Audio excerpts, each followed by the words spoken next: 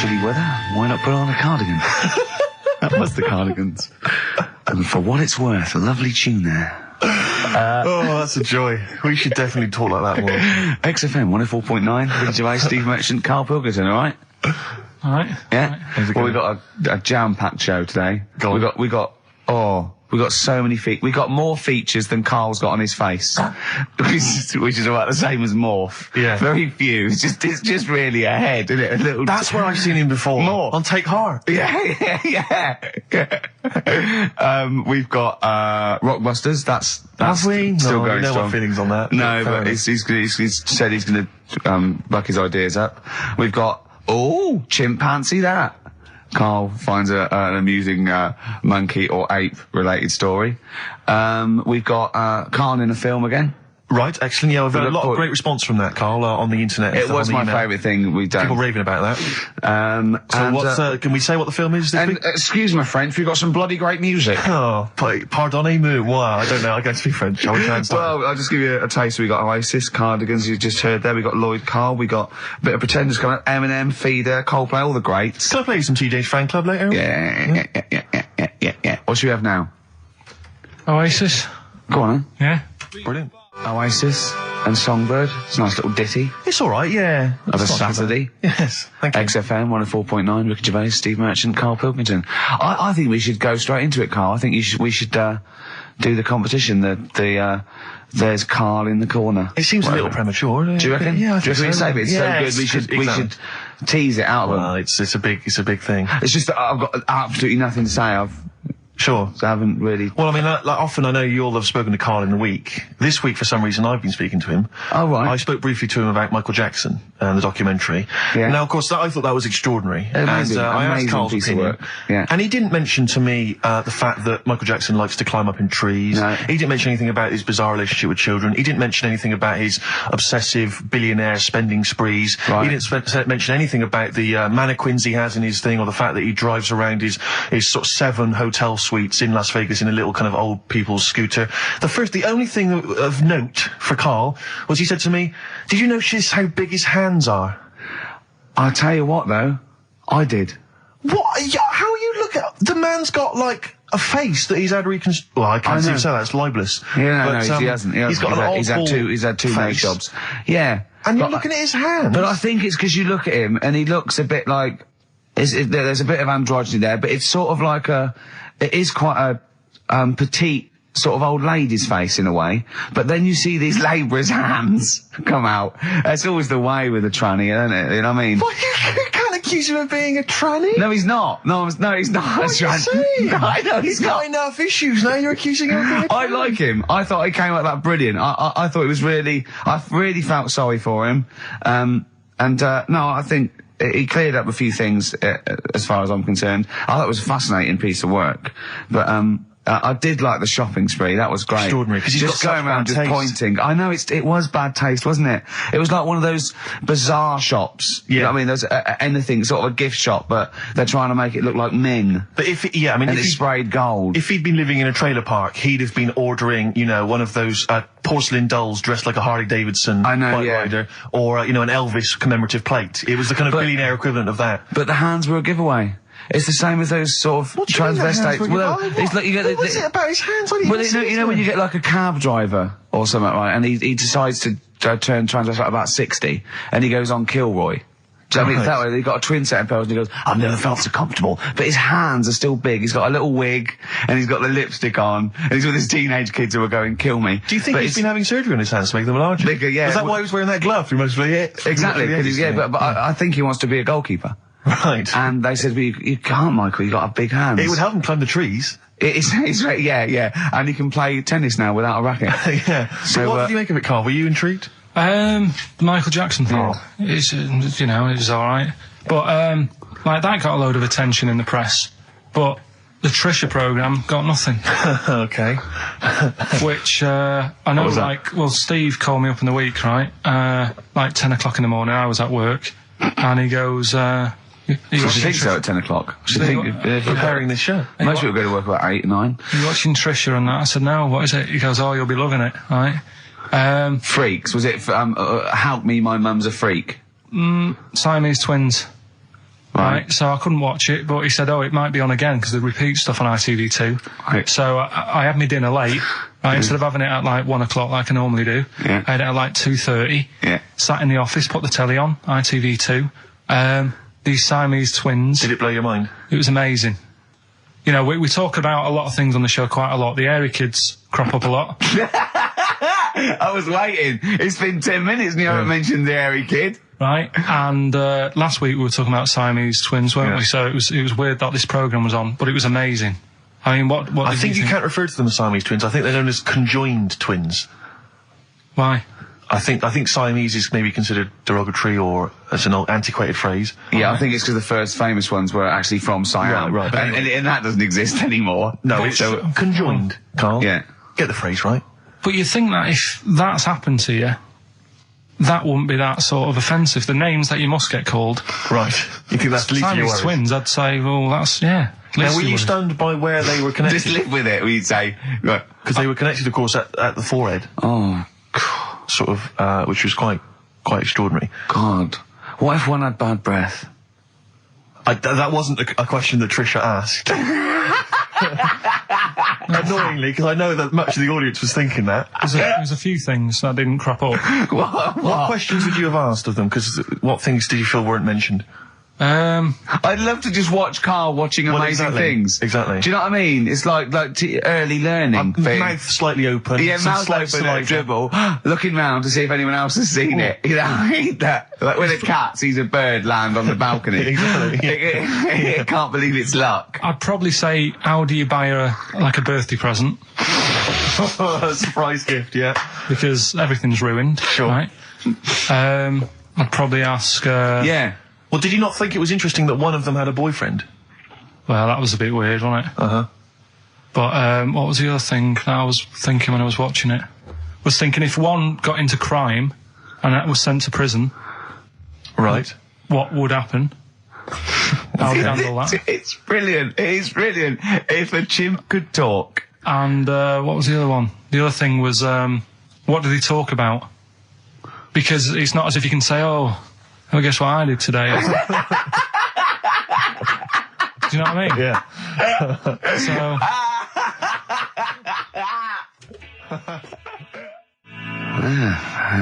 Brass in pocket, and if they're pretending to be good, they're doing a bloody good job of it. I love them. That's Ricky Gervais on XFM 104.9 with me, Steve Merchant and Karl Pilkington. Karl is still buzzing about these conjoined twins. It's just... One of them, of course, had to be... Because one of them was sort of shorter than the other and had to be sort of wheeled around on a kind of trolley thing by the other. This isn't Molly and Dolly, is it? No, they're not called... One's called Reba. I forget what the other one's called. Sheena, maybe, or something like that. Do you remember, Carl? No, I wasn't that impressed with the names. It's just... Yeah. So you immediately put them out of your mind. Those are rubbish names. Forget, Carl, forget them. They're gone. Were they British or American? Yeah, American. Oh, because I've seen some American ones on Jerry Bizarrely, Springer. one of them was apparently a country music star. This is Molly and Dolly. Well, they're not called The Molly one that and joined Dolly. at the Oi. The one that joined. But they're not. I think you've made up the Molly and Dolly. No, it was on Jerry Springer. There's a little one that sits on a seat, and the other one carries it round, her around. They're not called Molly and Dolly. There was something like that. They're called. Well, we know that one of them's called Reba, and I forget the And other one was a country and western singer or something. Yeah, and but she was saying, "Yeah, I've just made a movie. It's coming out shortly in theatres." Is your sister in it? Yeah, and the other one said, "Oh, I'm not involved." It's utterly bizarre because they live there. They work so hard to live their lives separately. Yeah, they say it's all. Yeah, exactly. of course. So, Yeah. they try not to. So she's talking about her music career, and the other one's sort of not taking any kind of credit for it, which is nice. I It's suppose. weird though, because when she was singing as well, the other one just stands there. She doesn't join in. She doesn't sort of dance. Offer backing vocals. Do you know what I mean? Make a group out of it. Yeah. A duo. Yeah, well, but it seems like we're sort of being horrible, but we're not. No, we're not. I mean, it's a Well, really no, bad we're thing, laughing at Karl's amazement at this phenomenon. Sorry, I just got to say we're not. You know, taking the Mickey. The really weird thing about all this, right? And it's annoying because you were saying about, what should have Trisha have asked and all that. Yeah. But one of them mentioned that one of them was adopted and the other one wasn't. Don't talk rubbish. No, seriously. I didn't understand it, right? Of course you didn't. And then Trisha sort of said, well, let's have a chat. And they were like, no, I don't want to go into that. What do you mean one was adopted? That's what he said. One of them. Don't quiz me on it, but that's what was said. Hello there. Hello there. I'm a multi-millionaire. Oh, yeah. I've just seen your orphanage. Oh, I'd yes, love lovely, to innit? adopt one of your children. You'd like to adopt one? I'd love to adopt a children, because I've got loads from around the world, so I'd love to adopt one. I'd give you $10,000 towards your orphanage. We're speeding through then, yeah. Brilliant, okay. We've actually got 2 left. I only need one. I'm only interested in one.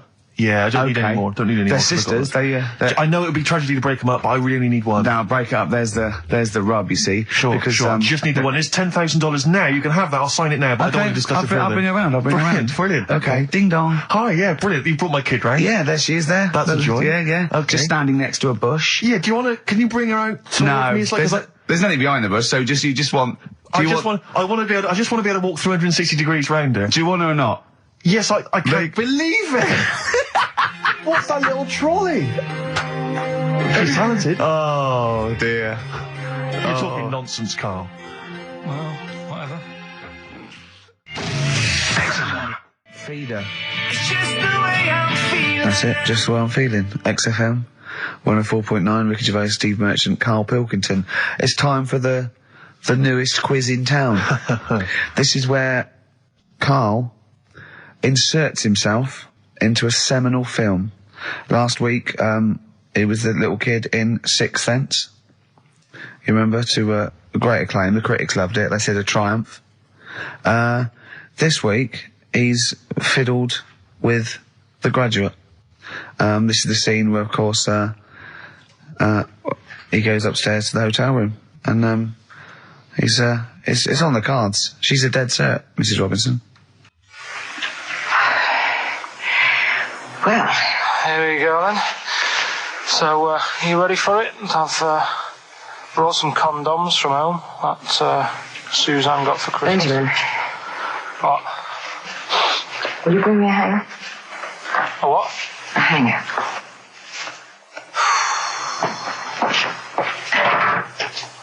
Tell you what, I've got wood. What? Just saying, I've got wood. I've got metal ones as well. What sort do you want? Either one would be fine. All right. There you go.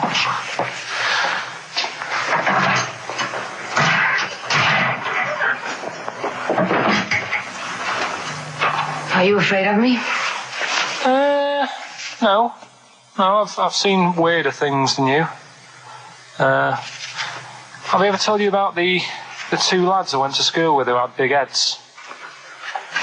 Webbed fingers as well, but not related, and weren't mates, but both had the same thing, which is a bit weird.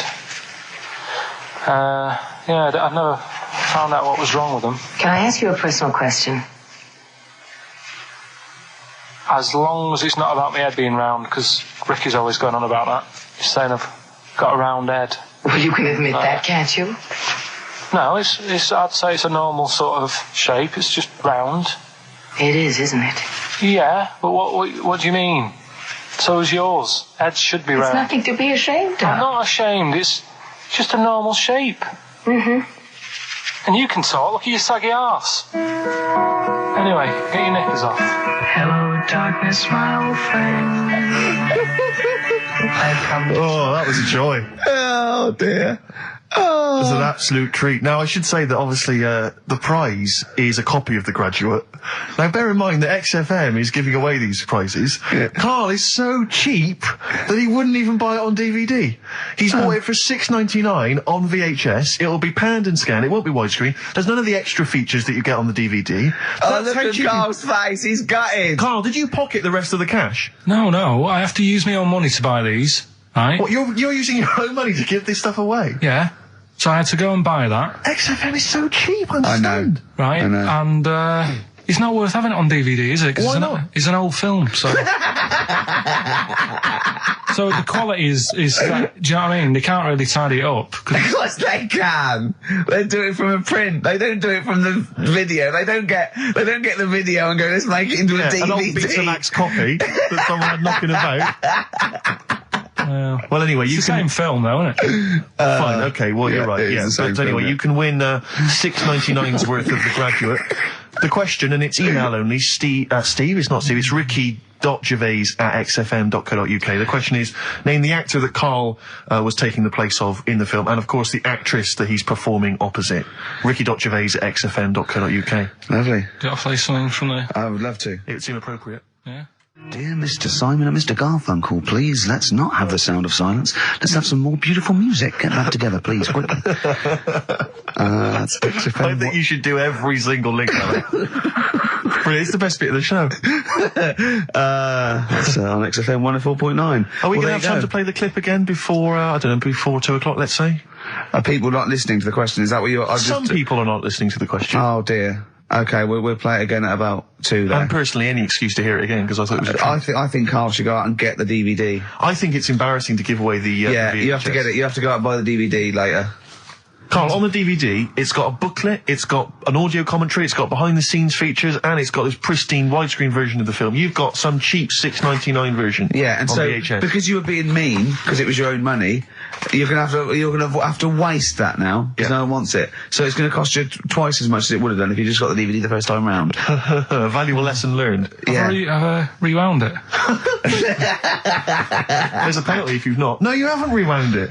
Go and get the DVD later. They're going to win the DVD. No, I looked at the DVD and it was 18 quid. I'm Go not and paying get 18 it quid for and it. claim it back. No, you've got to wait. What a ages. cheap station this is. It's outrageous. I mean, Well, do you want to go on with the other prizes with what we're giving away later? What is this for Rockbusters? Well, we don't give away prizes, we throw away prizes. Yeah, it's cleaning out some drawers at XFM. Go on. I'm just having a quick look through before I... because we've sort of revamped Rockbusters a bit. There's that extra bit in it now, isn't there? That audio bit. You're selling it, your big sell. Oh, we're There's not a going DVD straight there. into that yet, then. There's a No, DVD. no. There's a DVD there. What's that? I'll go through them later, Rick. I just need to absorb it. Don't get excited, mate. So, who did Karl play in the clip? What actor's place did he take, and what actress played opposite him? That's Ricky.Gervais. xfm.co.uk. Sure. Brilliant. Yeah. Is that it then? What we got coming up? We've got some Play a bit of Coldplay. Let's have bit it. of Coldplay, be right? Coldplay. Yellow on XFM 104.9. Get it on DVD. It's an embarrassment. £7 worth of old video, pan and scanned. I bought it now. That's what they're getting. Right. He's put a downer on it. All the work, that went into that, and then just gonna fob them off with a bit of old celluloid like that. Well, listen, still to come, right? We've got the monkeys thing. Oh, chimpanzee that. And when I was out last Sunday, right, at Johnny's birthday party, Yeah. Steve was there. Yeah. Got talking about stuff. And a debate that we didn't really finish cropped up. It blew your mind, didn't it? Amazing. Oh, I know about this. Steve told me. This is the infinite amount of monkeys. Or a monkey with a typewriter and an infinite amount of time would eventually come up with the works of Shakespeare. Yeah. There was no debate. It's a philosophical, mathematical problem. There's no debate. It's true. It wouldn't happen. No, listen, Karl, listen. Infinity sorts it all out for you, right? An infinite amount of monkeys at a typewriter, right? They do everything. They type everything. Infinity just sorts it all out for you. There's no getting to it and they're going, oh, well, let's have a look what they've done. This one's come close. Did Romeo and Juliet. It would do it all. It would type everything ever possible, conceivable. Yeah, but It's a mathematical... Well, infinity we've heard your side of the argument, Rick. And I'll be honest with you, it's a persuasive one. But let's hear Karl, because he heard about this in a pub last week. Yeah, so what's your he's got some problem? strong What's your ideas problem with himself. it? What's your problem with it? well, first of all, right, you're saying it's a load of monkeys. It's not just one monkey. That Depends. can live forever. No, wait. It's either a chimpanzee with a typewriter with an infinite amount of time. He would eventually, by definition, mathematically, type everything ever possible. Okay, or it's an infinite amount of chimps with typewriters, and one of them will type it first time. But already, that's not right. You either need to have What do one you mean? monkey. What? You mean Let's hear his employment point. laws? He What do you mean can't- it's not right? Let's hear him out, please. If it's one monkey Yeah. with a typewriter that's got loads of ink in it and that, right? At least it knows what it's done in the past. It's not. Keep going. Cry. if you've got a load of monkeys, it's like if you have too many. What's that saying about too many chefs? Too many chimps spoil the soup. Right. Well, it's the same thing. It's like, well, I didn't tell you to put salt in it. I was going to put salt in it, and it messes it up. Whereas if it's just one, they know what's gone on. So what I'm saying is, just leave him go. I can't be bothered. I want to hear. I want to hear the rest. This blows my mind. He doesn't know what this does to me. It's a mathematical problem. I want to hear the rest. well, it's just, I just don't think it will happen. What do you mean you don't think it'll happen? Infinity works it out for you, by definition. Well, what's stopping them typing the same thing again? They would. In fact, the problem should be, if you had an infinite amount of time, that it would type, it works for Shakespeare an infinite amount of times, and everything else an infinite amount of times. But, you know, that's not as... But not Shakespeare. Oh! Shut up! You idiot! Rick, do you know what he said to me? I said to him, I explained it to him. I said, you've got an infinite number of monkeys, infinite number of typewriters. They will type the complete works of Shakespeare. He said, have they read Shakespeare? You're an idiot! Play a record. said, no, I'm not having this conversation. They're not doing it from I'm not having it because it really, really winds me up. But you're saying they'll do it with no spelling errors. Well, they do it an infinite amount of times. And they do it wrong an infinite amount of times. And they spell the last full stop wrong an infinite amount of times. And they get one thing wrong in Hamlet wrong an infinite amount of times. They do everything an infinite amount of times. But are they going off a story that they've... Play a record, Karl, because I'm going to knock you out. I'm just saying... Shut up! Do they know the story? Oh, they're monkeys! Oh, Christ. No, right. okay. Right, Karl. She's a girl and I'm a man. Good, that, innit? On XFM, 104.9, Ricky Gervais, Steve Merchant, Karl Pilkington. As ever, Rick, there's always someone who steps in to defend Karl. Okay, what is the defence? What is the defence? Here's an email from Scott Coomer. He says, Karl is actually right. I've got an A-level in statistics and probability. It doesn't matter how long they have and how many monkeys you have. You cannot guarantee they would type the complete works of Shakespeare. Infinity makes it probable they would get it right, but not definite. Yeah. Well, yeah. Yeah. That's what I was saying. No, you weren't saying, Karl. You don't understand it. Infinity sort of sorts it out. That if they do anything, they nearly do everything, won't they? No, I mean, they'll give it a good shot. No, that's not the point. But the I'd point be is surprised if they did one page right. Right, listen. It's not to do with consciousness. It's not to do with them aiming. They are just bashing away at the keyboard. It's like they're used to show that there isn't consciousness. They chose the chimpanzee because it can type, presumably, hit the keyboard. It's because they hadn't come across you at the time. Yeah. It's to take out thought out of it. It's to take out reason and trying, right? It's just random. They're saying that if you typed enough things, if the computer was left typing everything, if you left it for an infinite amount of time, and they chose Shakespeare because there is meaning behind it, and it's difficult to get it exactly right, to show you that Infinity would come up with it's not just Shakespeare, it's every novel. It's everything. Fairly eloquent there from Gervais. A quick riposte, please, from Karl Pilkington. No, I'm just saying, what I don't understand, if it hasn't read it, then how does it know where it's going? Listen, right, okay, listen, right, Can I just explain to people, right? Some people have said, oh, why are you cruel to Karl? He drives me mental with things like that. What do you mean, wow? Let me just take a breather. How do I do your editing? He keeps coming in the week. You know that I work here properly, in the week, don't I? Yeah, I've got a proper job, Yeah. Should be 9 to 5, but I normally get in at about 8 o'clock and work. A lot of people getting 8 o'clock. Working hard, trying to do my job. 3 times this week, I've been rushing around. I walked past my little studio. He's sat in there, all right? Now, because I've got this sort of job, I can get away with it. I said to him, if I was a doctor, would he keep coming to me practice? If you were a doctor, there'd be severe problems with the NHS. Imagine that. The standards would have lowered so much if you can arrive at the hospital, you're a doctor. We'll pop in, I'll go to lunch, don't we? We have a little lunch break, don't we? I go, come on, let's go now. He goes, I'm busy. I go, come on, let's go now. He's going, no, you're doing me head in. Well, when I was talking about the monkey conundrum with Karl, he said to me, right, if I had a day off work, and I was, say, watching the TV, and with one hand I was typing a typewriter, would I type Shakespeare? I mean... Yeah, but you see, there's certain things. We were talking a little bit about this stuff the other week, weren't we, when we said, you were going on about Einstein, and I said he's not that good. You know, E equals MC squared. You know, it sounds good, but I've never used it and that. Right? I've never used it! You haven't used 2 and 2 equals 4, Carl. The fella with an apple fell on his head. You know, it could have been anyone sat under that tree. Do you know what I mean? It's just annoying. Lucky. And It just happened to be a genius. Newton gets all the credit do you know for what I his mean? laws of the universe. Well, other people were working whilst he was having a lunch break under the tree. So in a way, it's like he didn't deserve to have that success story. Again, forget the apple and the tree and whether he was sitting down having a lunch break. It's totally irrelevant. Yeah, but what I'm saying is there's certain things that will just happen. You know, it's like, I think we were talking, when we were out eating the other week, we were talking about Noel Gallagher. Well, this is the reason the monkey discussion came up, right? Noel Gallagher. I don't know what to say. I don't know what to say. Rick, I don't want to misquote Noel. I'll be like Herbert Lom in Clouseau. I'm going to get a twitch whenever he opens his mouth. I don't know where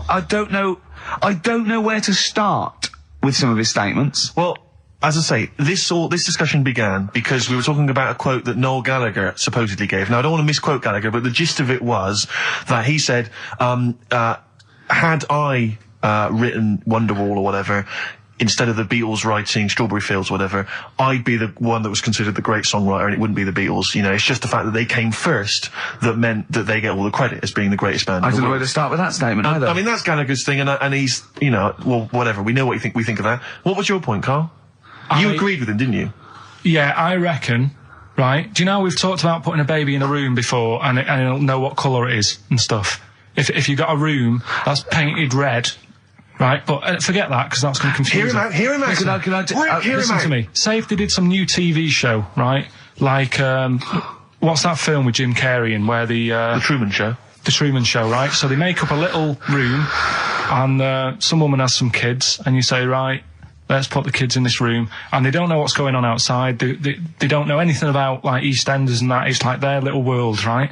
They don't know anything that's gone on. How could a child survive without EastEnders? Right, listen. So he's sat in the room, right? And then when they're all asleep, right, Wait for this bit. someone Have you heard this? Yeah, bit? wait for this bit. They're all in a room. Yeah. They're asleep.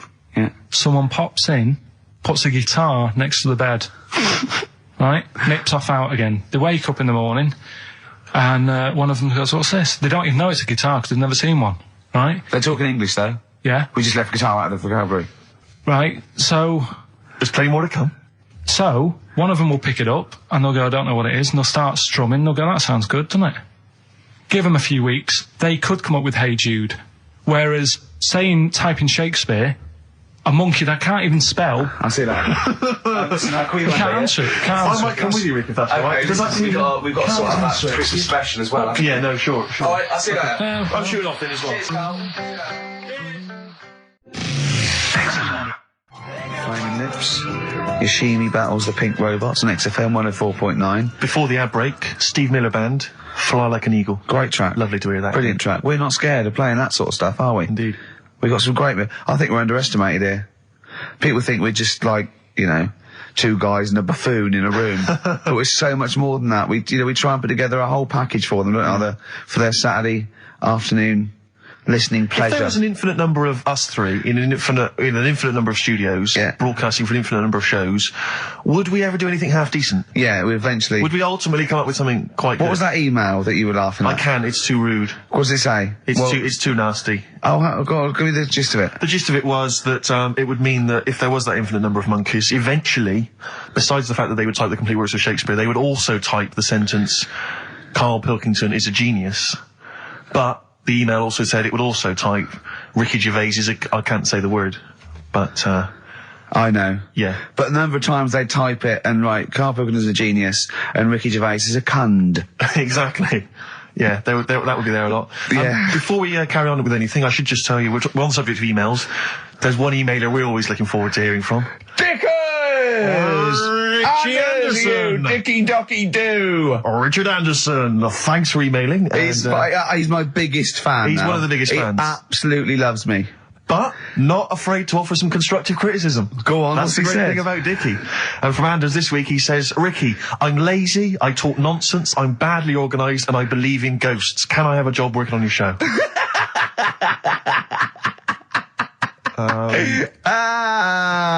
Possibly, Anders. Maybe send in a CV. Or email a CV. He's put a little bit of all of us in that, hasn't he? Oh, I'll ask him if he's a goggle-eyed freak, Steve. All right, calm down. Well, no, I didn't mean there's no need to get insulted. No, I didn't necessarily mean you, No did need I? to get nasty. Well, I was thinking about that, actually, Steve. Oh, God. Just talking of of the old, What? What? Talking of the what? No. Do you know, like... This better be good. No, you don't have that many girlfriends and that. What do you mean? Carl, why are we on this? I was defending you in the whole monkey discussion. Come on, what's your point? What's your point? What's your point? No, what's the point? What's the point? I just was thinking... If there was an infinite number of Steves? You're an odd-looking fella. Come on, Carl, get to the... No, you know I know that. I've told you that loads of times. What do you mean, you know I know that? Well, there's no point pretending anymore. Steve, I'm flabbergasted. But also, you don't like spending money, right? He's mean and weird looking. Valentine's Day. Are you sort of, you know... You've got to love him though, haven't you? What are you happier with? The fact that no girls like you enough, right? This is really mental. Or are you happy because you don't have to spend any money on a card for someone? A little from column A, a little from column B. Wait, let's have more monkey news. What have we got? No, we've got so much to get into this show. Insults. We don't need stupidity. the insults. I think we've got enough. We don't need the Yeah, insults. there's no more insults. What angers me with Carl is you know he's been planning that. No, I haven't. I was thinking about it on the way in because Valentine's Day is coming up and I'm not a big fan of it. Condoms? You bought your girlfriend a box of condoms for Christmas. I don't think you can have a go at me. To be fair. No, but I don't just treat her on Valentine's. I'm always... Do you know what I mean? You don't even treat her on Valentine's. You don't even treat her at Christmas or on her birthday. When do you treat her? Hang on a minute. Wait a cotton picking minute there. Oh, why I order. Wait a minute. What's that? Tiffany dog. I treat your girlfriend better than you, and I've only met her twice. I took her out last night and she enjoyed herself. Where'd you go? Until she had to write the check. Where'd you go? Where'd you go? To a chippy. A really... No. Play a record! To a chippy? No, a quality one. Right. Oh, God! Under a fiver for two. Oh, nice lots. wrapping. Not newspaper, greaseproof paper. And bread.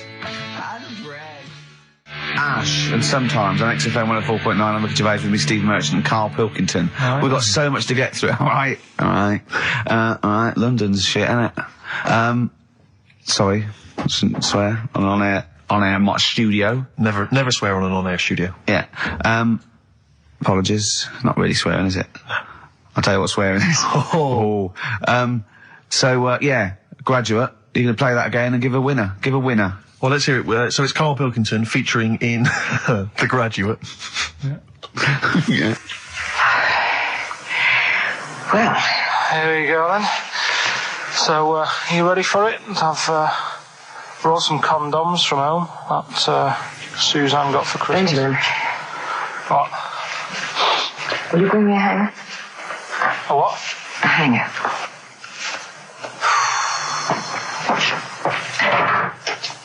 Tell you what, I've got wood. What? Just saying, I've got wood. I've got metal ones as well. What sort do you want? Either one would be fine. All right. There you go.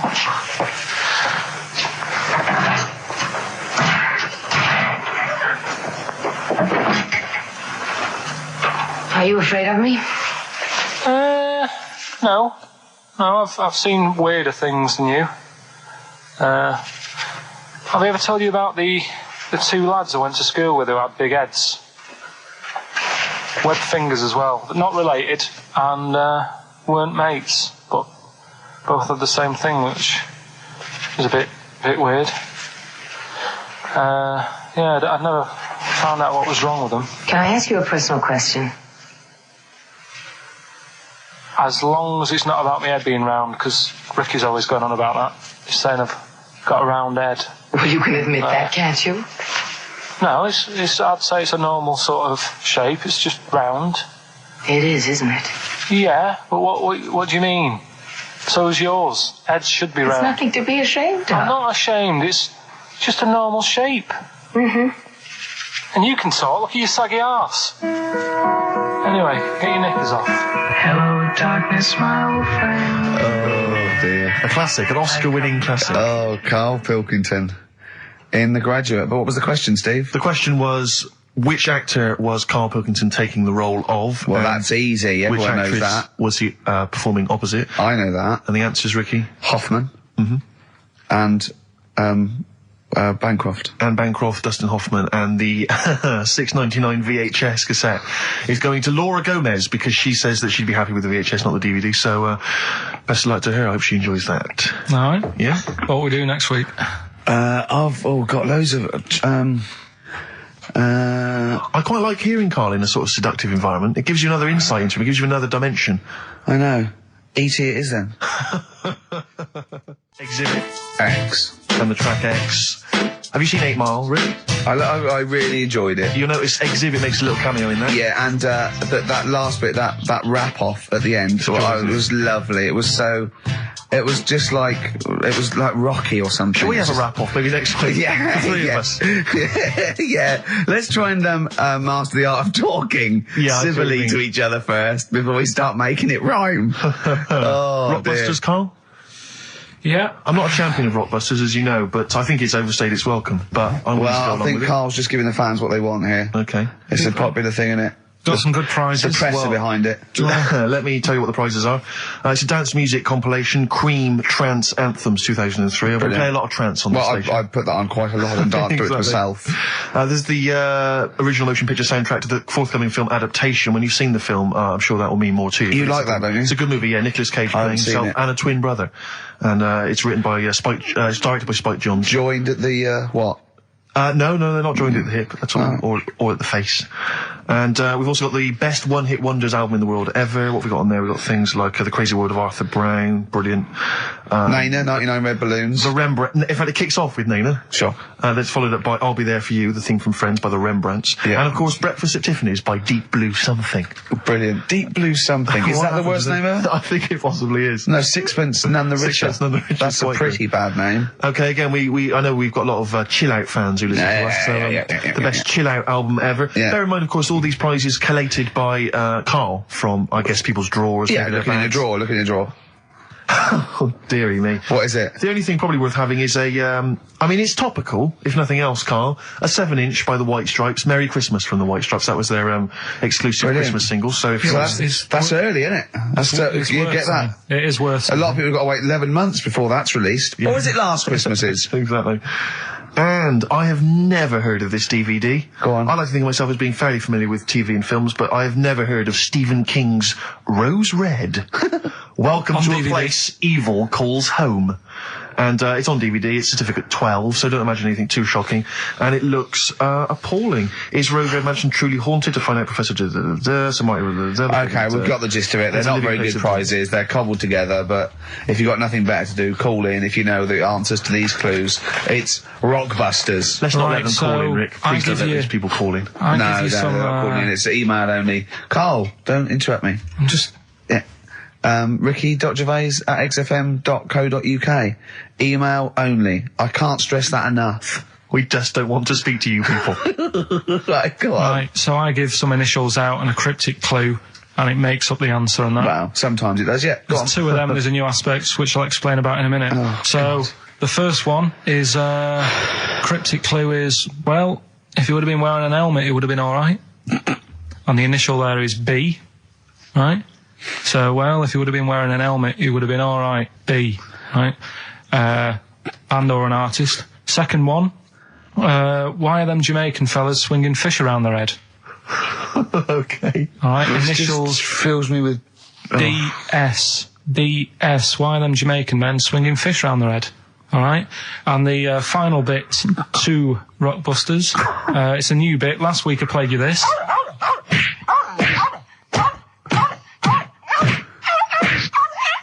His face goes along with it. That's someone beating up a dog. That was Smack My Bitch Up, right?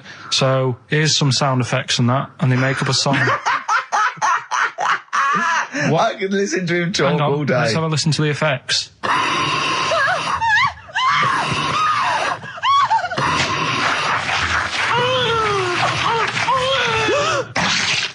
That's terrifying. Right, I told you not to play that one. It's rubbish. No one will get that. Well, we'll see. I heard that. I can't always say one thing. I said it's rubbish. No one will get it. No, it's not the one you think it is. Ah.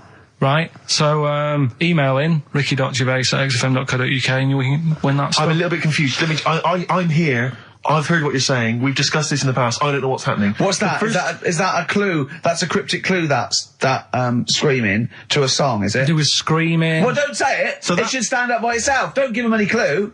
Hang on a sec. So this is the name of a song. It's not a band or an artist. Yeah, the sound that's effect. So the song. first two are bands or artists, and the last one is the name of a song. I said we should abandon this. I said we should just pack it in. What, the show? Yes.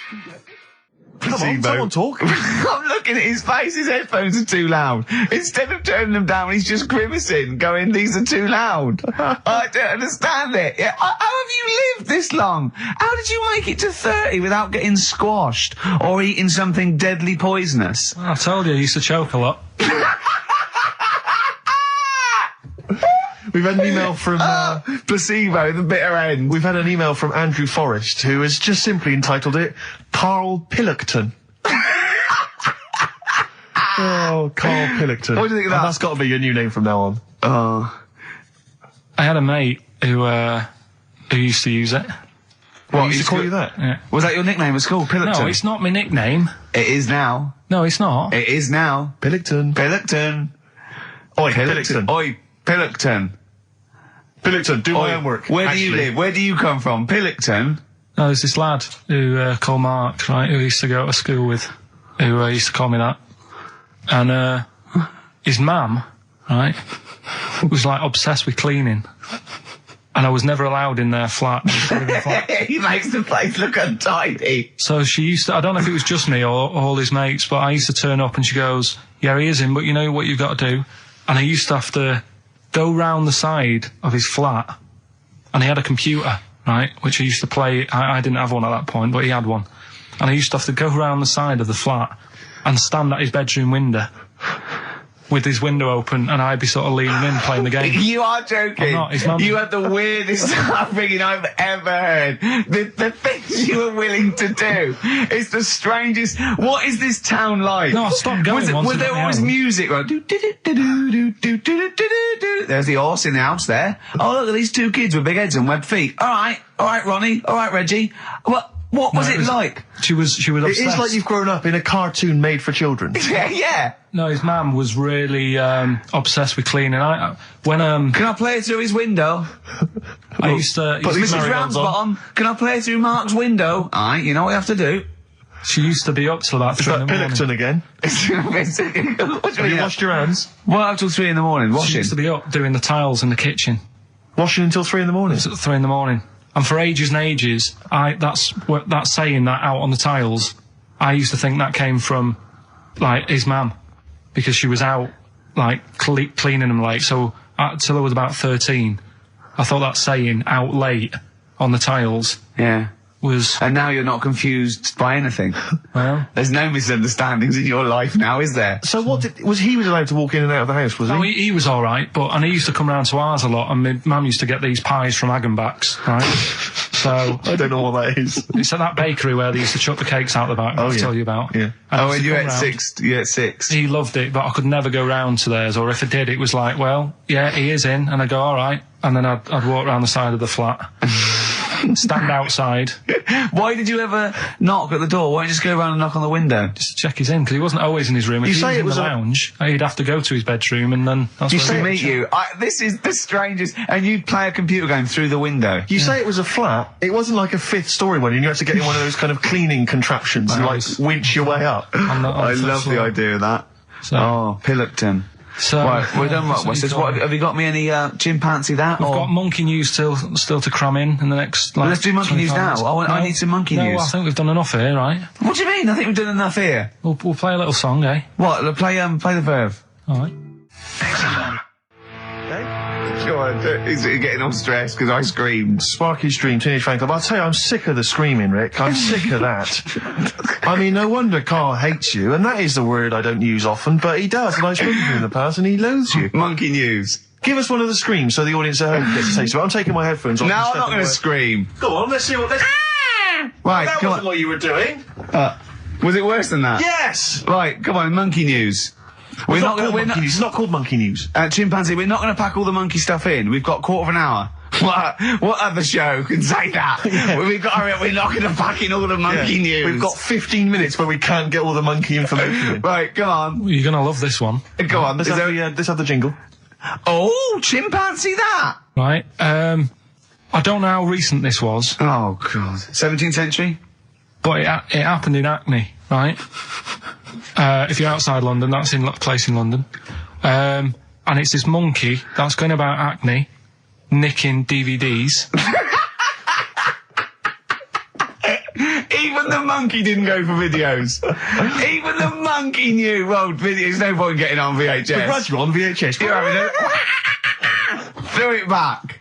Right, and there's a girl called Lisa who works in our office here, right, and I mentioned it to her because she lives in Hackney. I said, you familiar with this? And she said, oh, I remember something about it, which annoyed me. The fact that a monkey's running riot, but she didn't know the full story, and she lives there. What do you mean a monkey? Do you mean a chimpanzee? Or a monkey? I don't know, is he a zoo in Hackney? Is he a zoo there? I don't know what sort it was, but it was like... Is there a zoo in Hackney? I don't know, that's what I was asking. So, right, get on with the story. So anyway, it's been robbing stuff, and the other bit that really puzzled me, right, is the fact that... And you're not easily puzzled by monkey news? They took fingerprints. What do you think about that? Well, they took fingerprints, presumably because they didn't know it was a monkey to start with. No, they did. They saw it, nicking stuff, and they said, get fingerprints. So that means there's more than just one doing it. I'm going to have a heart attack. He had to fax them to Interpol. Yeah. We know that is, It's Brian the monkey. Yeah. So Sorry, I don't understand. He was stealing DVDs, specifically DVDs. DVDs, I think it said watches and stuff. What, breaking into homes? Yeah, in Hackney. Maybe. Are you sure it wasn't a kid with a mask on? No, seriously. How was he breaking into homes? Be good Up the drain pipe. They're good, aren't they? They're good, aren't they? But how would they do So that? is that the news? Well, how much do you want Is that monkey news? for this week? Well, I don't know that it's true. Again, I've got the things. There was other stuff. There was another story that I found about a monkey, but I would like to know from someone in Hackney do you know what I mean? And I missed that one on Crime Watch, which would have been good. Right? But there was another story about one that kept getting on buses, not paying its fare, and just sat in a corner reading the paper. Reading the paper, Carl. You're an idiot. Well, that wasn't in London. You're an idiot. That was in America. It wouldn't read the paper. Why would it read the paper? Because it was its way of sort of going, oh, well, if I'm reading something, maybe the inspector... The inspector won't notice my hairy hands. Oh, Carl, you're such a fool! Well... Pilkington. Carl, We've just had a news flash that an infinite number of monkeys in Hackney and nicking an infinite number of typewriters. Yeah. We don't know what for. At this stage, we've got no more information. And they've taken back an infinite amount of graduate on video. So this is rubbish. See the grass, seen the light. I just think of people sort of of a Saturday going, you coming shopping? I go, I can't, I'm listening to XFM, there might be some monkey news. And they waited 2 hours for that. What sort of a show has a feature called Monkey News? Well, I have to say, the monkey story has been corroborated. Which one? Well, this one, it says, police in Britain this week are on the lookout for a very different kind of burglar. A chimpanzee who has been sighted breaking into a house in Hackney, stealing a mobile phone and leaving. The chimp is also the prime suspect in a break and entry in a nearby house where part of a radio was taken. One policeman stated that it might have been trained to steal, but a monkey's not going to think, that's a mobile phone, I'll just have that. Look at Carl's face. Yeah. Fact. That's fact. So, Rockbusters then. Yeah. Get these out of the way, we're running out of time now. I have to say now that we've had no answers that have attempted even to guess all three. Right, you see, that's because you're an idiot. Right, okay, right. Do the questions and the answers. And if I think that it's either too hard or ungettable because it's stupid, we're binning it. All right. I thought we'd already been. I'm annoyed that. Right, come on, do it quickly. The first one was, well, if he would have been wearing an helmet, he would have been all right. Right, what's the answer? That was B. What's the answer? Busted. Right, that works. All right. Busted, that's fair enough. Did anyone get that? I assume some people got... No. People have given up, Rick. People aren't even bothering to contribute. Right, what's the next one? They've just ignored it like it never happened. Busted. Second Busted. one. Busted. Why are them Jamaican men swinging fish around their head? Go on. That was DS. Yeah. 70s band, Detroit Spinners.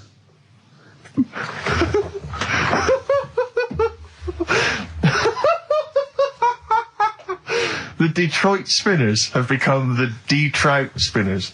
Yeah. Okay. Brilliant. And then the final bit, I play you some effects. They went like this. Let's hear this. It's terrifying, Karl. It's sinister. Well, what's happened there? What was happening? No. What's the answer? That was Born Slippy. The woman was having a baby. The doctor tried to grab it. It fell onto the floor. That's in your head, Karl. That's just a load of screams. That's and in noise. your head. Oh. Do you know what? I haven't even got onto Born Slippy. I'm still on the Trout Spinners. Well, let's put a song. That's it. I don't know what to say. A song for the... A song for the ladies, surely. Did anyone get any of those? Let's end with Nick Drake and the beautiful Riverman, and we'll see you next week. And hopefully, Born Blockbusters will be Slippy, Trout Spinners. ditched. Detroit Spinners. Well, don't keep saying it. You say it like that. Well, don't. White Stripes, Dead Leaves and the Dirty Ground on XFM 104.9. I'm Ricky Gervais. With me, Steve Merchant, Karl Pilkington. We have got a great show lined up for you. Absolutely. Today it's just, Valentine's weekend, some love songs. Ooh. We've got some chat and, of course, the competitions. I'll tell you what, I was walking here today and the West End is crammed. There's helicopters, there's police, there's about 1 million people sort of just milling around, standing around with placards and stuff. I don't know what they're doing, but they've got too much time on that. They need a war. You don't read the newspapers, do you? Boring. Ooh, those boys can rock there. That's the Guns with All Their Roses and Sweet Child of Mine. On XFM 104.9. I enjoyed that. Yeah. That was good. It rocks. I hope the audience was playing it loud, like us. Yeah. Ricky Gervais, Steve Merchant, Karl Pilkington. Well, look at him yawning. How rude is that? Karl, what's wrong with you, man? Have you been up late? A little bit. Girlfriend was away, wasn't she, yesterday? Yeah, I always have a problem with that. I always have... Because you don't go to bed, do you, early? Do you know what I mean? You sort of think... I just always find that thing that if, you're used to living with someone... Yeah. One of you will go, let's go to bed, then you'll go, all right. But when you're on your own, you go, You just forget to go to bed. I just stay up. Okay, stop eating now, Karl. You've ate all the food. That's just a plate. All right. Okay. Yeah. No, I stayed up and watched, there was a thing on about Dracula. Right. What, Dracula? And I found a flaw in it. Go on. Not the fact that he's the living dead and No. drinks blood to stay alive and he doesn't reflect And he can in turn into a mirrors. bat. Well- and you can go on. The mirror thing, you can't look in mirrors. Can he? Well, he can look in mirrors, but he can't see himself in a mirror. Yeah. That still doesn't work. Go Okay, on. go on. It doesn't work at all, Karl. It doesn't work Go anyway. on. Well, Centre parting's always really neat. His centre parting's always... how does he do it if he can't look in the mirror? Blood on the floor or something it was called. Rubbish. I love the flaw in the Dracula film is that his centre parting's too neat. How does he do it without a mirror? Oh. Was it a documentary about Dracula? No, Yeah, there was the real it's Dracula. The real called- Dracula. Bit. Yeah, the real Yeah. Dracula, the It's true just a story. film. It had blood on the floor or something. It's called. Yeah. It's rubbish. From 1970. Yeah. Right, but you know- say that and watch that. You know there aren't Yeah, really sure. vampires in that sense. Yeah. Yeah, but it still annoys you that his centre parting was too neat. Well, if you're going to do it, do you know what I mean? I'd like to see him with a fringe sort of pushed forward and maybe a hood up, alright? Come to suck your blood and that, alright? Yeah, just bits of tissue paper all over his face where he's cut himself shaving. I can't see. Bloody mirrors annoying me now, isn't it? I'd love to see that. A little mank Drac. That'd be great, wouldn't it? Well, that might be a film that we do in our movie. Mancula. Just getting onto that. Mancula. Count Mancula. Alright?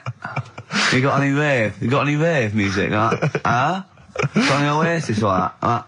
That'd be brilliant. He came from Manchester. Please welcome Mancula. Alright? That'd be great, wouldn't it? His hair's a mess. Well, I can't see in the mirror, can I? Well, we've got a show lined up for you. Sad news for Rockbusters fans. It is going to be the last Rockbusters. Does that mean that we are doing another one and it's the last one? Or We are you've doing scrapped another it all one, together? and it's the last one. Oh, man. Got a bit of a special one, Steve. Have you? Yeah. It's just sort of done Boy, it on, makes sense. No, it's, First time only. no, it's done on accents because I'm running out of like clues and that to use. Oh, is this as bit good as the Jamaican one? The trout spinners. The trout spinners. That doesn't work at all. A bit like that. Okay, so go on. What's the gist of this one? Well, it's just I've been the sound effects bit that didn't really work out. So there's 3 sort of cryptic clues. Yeah. And Sort of cryptic, yeah. it's done on accents, and I've sort of worked down the country. So I've got a northern one, I've got a Brummie one, and I've got a Cockney one. All right, Excellent. we'll look forward to we're that. doing We've that got quite later. a lot of competitions, haven't we? Because we've also got your film competition. He's appearing in The Shining this week, Steve. Excellent. Okay. We've also got, chimpanzee that. More monkey news from around the world. Monkey news. Stay tuned for that. But there's one that I thought we could phase in as we phased out Rockbusters. It's an old favourite. Karl, was before your time. XF Family Fortunes. XF Family Fortunes. It's brilliant. Get a It couple owes of people on the nothing to line. TV show Family Fortunes. No, it's XF Family Fortunes. You can't get him on that. So we'll be playing that a little bit later as well with 2 lucky people, and we'll be giving away some great prizes, I imagine, Excellent. Steve. Yeah. Go through those a little bit later. Yeah. As it was Valentine's weekend, what about a lovely song by Lloyd Karl? Oh. Like lovers do. Lloyd Karl, like lovers do, on XFM 104.9. Is that for all the lovers out there? Yeah, I'm Ricky Gervais, with me Steve Merchant and little Karl Pilkington. Oh, we're having a laugh, aren't we? Little Karl with his Hey, sandwich he's and that. cheered up, with hasn't he? his- I'm still bruised where you punched me in the shoulder, showing that you could box.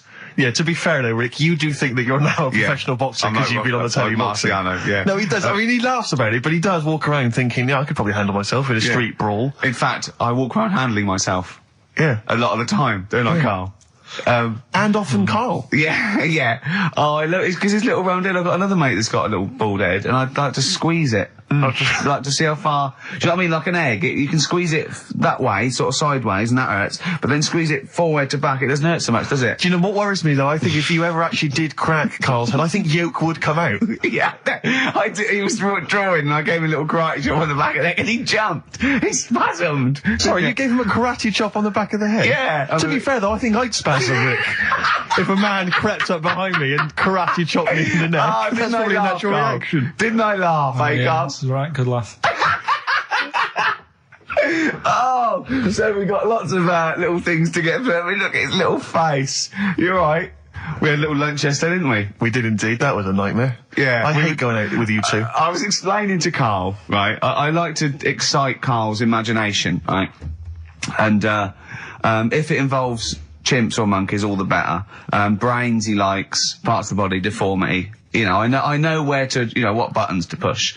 And I told him about this thing. I don't know if any of you out there know about this, but there's an experiment they did in the 50s, a clinical psychology experiment where there's your 2 hemispheres of the brain, okay? They're joined by a thing called the corpus callosum, right? Which is just a little flap of skin, like a little scarlet lead that joins your 2 hemispheres. And what they did, they cut that in half, and they thought it was a cure for schizophrenia, but what it turned out to be, or epilepsy, I think, I can't remember, was that your 2 sides of your brains didn't function together. You couldn't get information. I was telling Karl all this thing, and one of the things I told him was that they did it on a monkey, and it fought itself over a nut. Like its right arm was connected, you know, by its left lobe of the brain, and it was fighting over itself. And Karl went, instead of like thinking this is amazing experiment, he went, would it have been happy if you'd given it 2 nuts? Yeah, I know. Well, you started off by explaining it, and I remember you mentioned, because I was watching the 2 of you as you were describing it to me, you said, of course, one side of the brain deals with symbolism, and as you said the word symbolism, I noticed Karl drift away from looking at you, pick up his mobile phone, and start pressing buttons randomly. And I thought it was the word symbolism that got him, and I noticed it took you just a moment longer, and I think the first thing you said was, when did I lose you? Yeah, I knew I'd lost him. It's extraordinary, and he doesn't even try I to think I said disguise it. nomenclature at one point as well. Right, yeah. And I knew I was dicing with death there. Yeah. But, Yeah. but I told you tried to look it up, didn't you, on the web? You didn't find anything about Yeah, it, did you? the spelling of it's what is it again? What's the word? Corpus callosum. Yeah, so I couldn't do it. No, it's a point. Yeah. Don't bother. Give up. Don't bother. Give up. So if anyone knows any interesting facts about that, But yours hasn't been cut in half, has it, Karl? That would, again, might explain something. I'll tell you what we will be talking about later.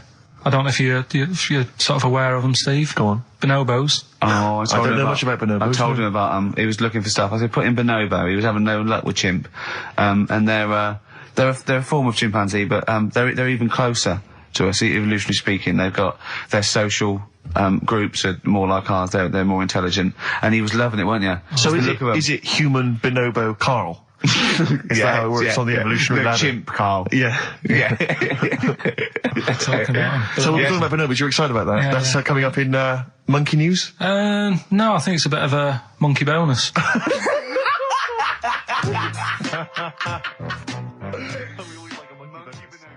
WC featuring Snoop, The Streets on XFM 104.9. Ricky Gervais, Steve Merchant, Karl Pilkington. I think we should kick off with a bit of a competition. I think we should get the listeners involved here. Phone up if you want to play XF Family Fortunes. Now, a lot of people, of course, won't be familiar with this because we played this in the very early days of XFM. Yeah. Do you want to explain the rules, or do you just want people to phone in? It's like Family Fortunes. We need two of you. I asked Do you remember we discussed this before? You can't say that. Yeah. And so get two on the line. You're competing against each other, and so it's fingers on the buzzers. Will you stop chewing, picking your teeth? I mean, even if the listeners can't hear, it really annoys me.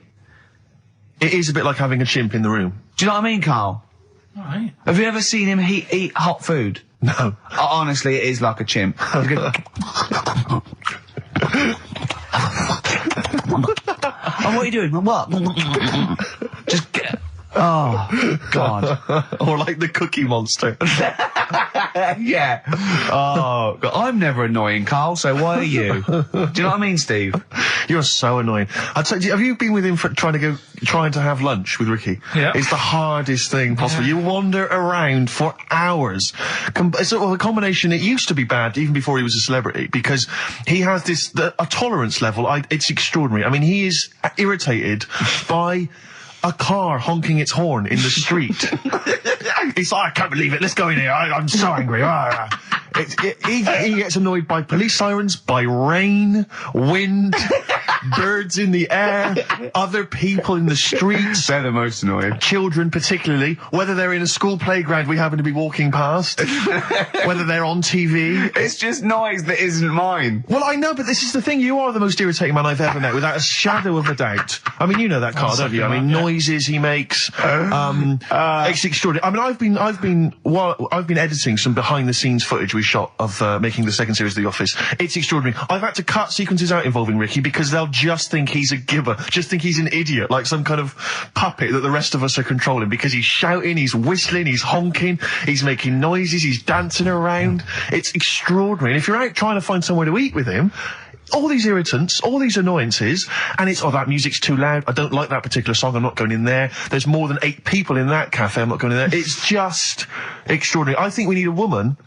I'm thinking of hiring a woman, like a PA, to just go out ahead of us, scout ahead of us, go in, and she can just phone back and say, oh, sexist. Oh. Or a guy. Oh, that's or a fella. Oh, sexist. Or a fella. Just to scout ahead. Oh, I'm thinking back. of hiring a woman, subservient role. We couldn't hire him. Oh, no. Oh, sexist. Well, that or a chance to meet a woman. Yeah. That I'm also paying. It's like paying for him. Exactly. It's like more above board. Yeah. So, if you want to play Family Fortunes, call up. What's the number? 08700 800 1234. Yeah, it's just like Family Fortunes. Two of you are competing for some great prizes. And, I go, something you know how it goes, and then you go buzz and play it on board. It's not as high tech as Family Fortunes. Current single from Nick Cave and the Bad Seeds, that's Bring It On. Yeah. On XFM 104.9, Ricky Gervais, Steve Merchant, Karl Pilkington, and 2 people on the line to play XF Family Fortunes. Brilliant. Hello. Steve first. Steve, hello. Steve first, hello, how you doing? You alright, mate? Where are you calling from? From my pub in Barnes. You got a pub? Yeah. In Barnes? Yeah. Are you posh? No. Oh. I suppose you're the local landlord. Do they come in and sort of like go, good man, there's a shilling, get me some ale? They're all posh in Barnes, aren't they? Well, no, not all of them, actually. Does Nigel Havers come in your pub? Because he lives there, doesn't he? Well, none of them do, actually. I know there's lots of them about, aren't there, in Barnes, but no, not in You've banned them. You've banned them. Who's on the other line? It's Jennifer. Jennifer, hello. Hello. Where are you calling from? I'm calling from Forest Hill. Forest Hill, that's Yeah. right south, and I don't go out of WC1. Oh, you should. Do you run a pub? Do I own a pub? No. Do you drink in one? Yes. That's just good. just some friendly chat there. Yeah, To get you in. The thing between the brain that you were talking about before. Oh, yeah. I can't remember what it's called, but they did an experiment, and apparently the length of it determines whether you're straight or gay. Is that That's right? what I heard. Yeah. Well, so what? You could actually trim it if you fancied. It didn't go that far. Oh. Well, Always. you've just interacted with Karl Pilkington. Oh, my God. I treasure that. Right, here's the prizes. Okay, now, listen, don't be disappointed because, as ever, Karl has just gone through some people's drawers here at XFM and found some really quite shoddy prizes. So, you get, on DVD, I don't know if you're a fan of, are they a German band? Rammstein or Rammstein? Oh, you'll enjoy that. But there's any number that includes Asch zu Asch, Spiel mit mir, and Hergelade. That's just some of the classics on this DVD of their greatest videos.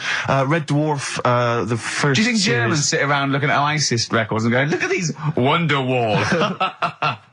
Possibly so. Wow. The very best of the Stone Roses, although I might have that. So anyway, there's also an I Love You compilation, kind of appropriate, and a tribute to the Ramones, which might be interesting. So you can get the idea, Steve and Jennifer, the stakes are pretty high. Okay, here we go. Very happy Extra family fighting hard. fortunes. So, fingers on the buzzers, just both go, wah! If you think you can answer this right, and then we, the highest answer or the top answer gets the chance to play or pass. If you play, you've got to get all 5 answers. There are 5 answers. Every wrong answer, you get a life, and I'll go, and when you lose 3 lifelines, then the other person can steal. It's as simple as that. If you've seen the show Family Fortunes, No, this is not based on anything I've ever seen ever in my life. Okay, right.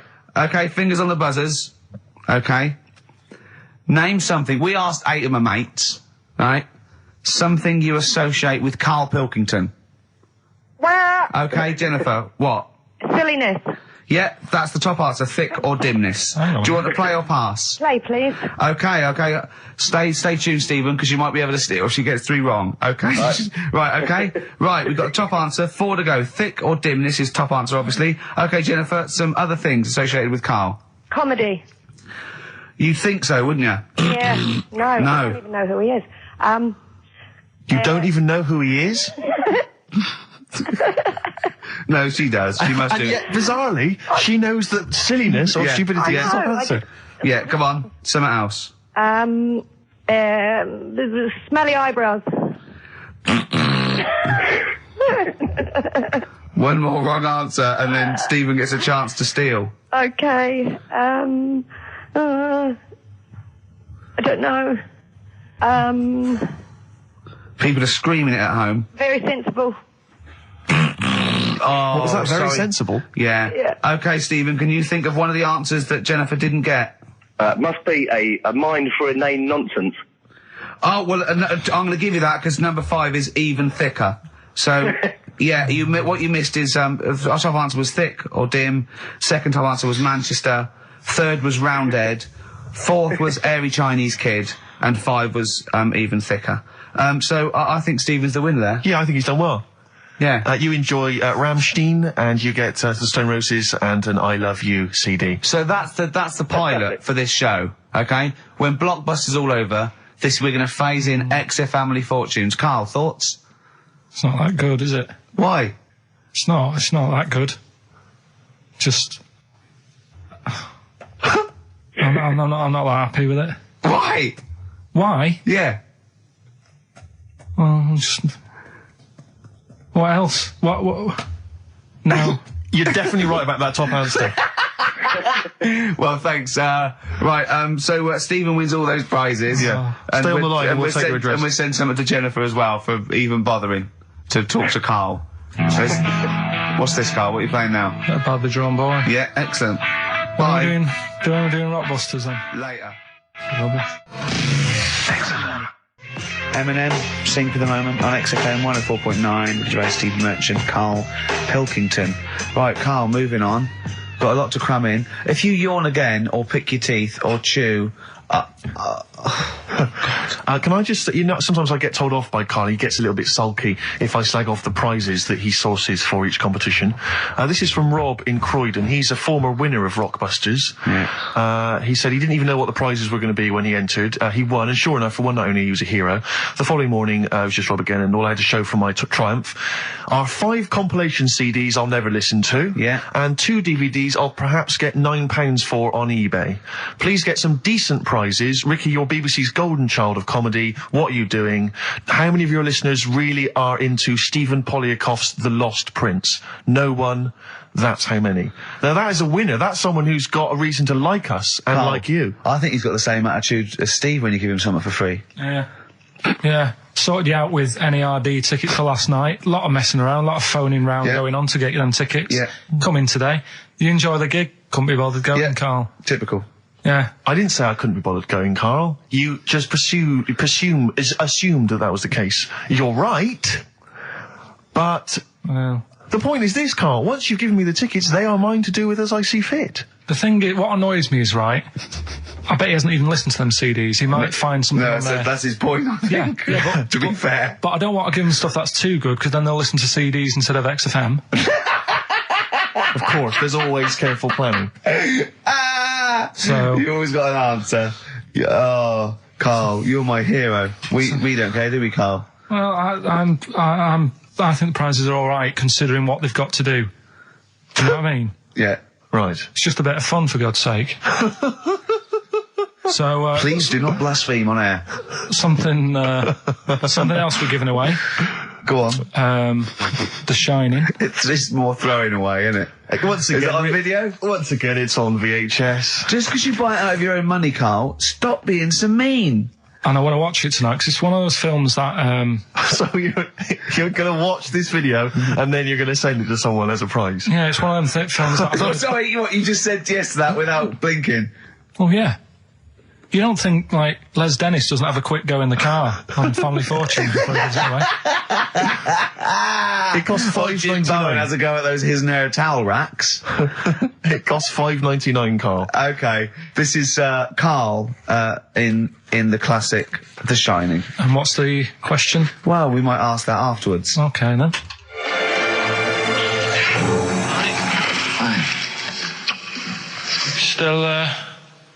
Still trying to write the book, then? Yeah? Yes. Good.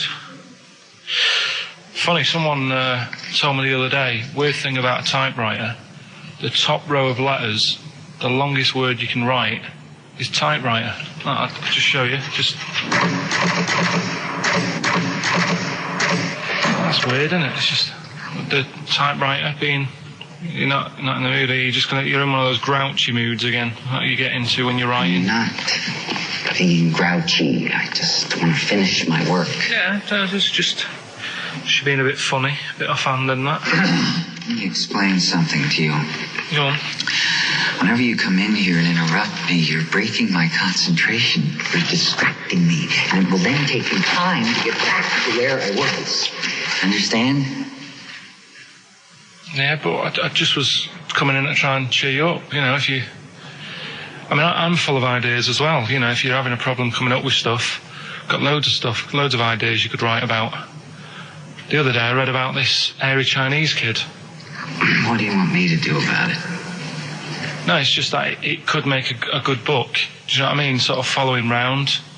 That's swell. Well, I'd buy it, you know. But if you don't want to know, don't bother doing it. But, do you know what I mean? It's just airy Chinese kid. It's weird because they're not normally that airy over there. Yeah, this kid cakes in it. But if you don't care... I wouldn't touch one hair on his goddamn little head. You won't have to touch any hair on his head. Like I say, he's covered. Leave the head alone if you want. Touch his hands. He's totally... covered in it, but... I love the little son of a bitch. Well, don't go that far. You haven't met him, but I can sort it out. I'd do anything for him. I don't think you'd expect that much. Just take him to the barbers 3 or 4 times a week. You know, he's a good little kid. In fact, I'll do it. I think I'll write a book on him. Yeah? How do you think you can handle that? Yeah. You're not too busy, are you? Well, yeah, I'm pretty busy. I've got to sort out some monkey facts for the show this Saturday, but I reckon I can still... Why don't you start right now and get out of here? Alright. I will. If you're going to be like that. Couldn't borrow a pen, could I? See you later. There you Haunting. go. Haunting stuff there. Karl Pilkington in The Shining. You know, in the film, Jack Nicholson goes crazy because the suggestion is he's maybe possessed by demons that maybe are in the hotel. But, you know, if I was stranded in a desolate hotel, removed from all human contact with Karl, I'd go mental with an axe without being possessed by demons. That's more chilling to me, trying to get some work done and you keep wandering in. I'm trying to get Karl to spend a couple of days in the caravan with me, just for the hell of it, and he won't. I've offered him money, won't I? I think it'd be a great laugh, won't it, Karl? Oh yeah, great. That would be terrifying. No, I want to film it. I just want to film it. Like a little video diary. There's Karl there, he's just waking up. Well, if I was stranded in that would be like being... I may as well be with Freddy Krueger and Jason Voorhees. That's more scary. The thing is, Ricky doesn't mess you about as much as he messes me about. No, you see, you've given him an inch. You've given him an inch and he's taken a yard. 12:30 you got in today. In 30 minutes between 12:30 and 1. The old bin lid on the head.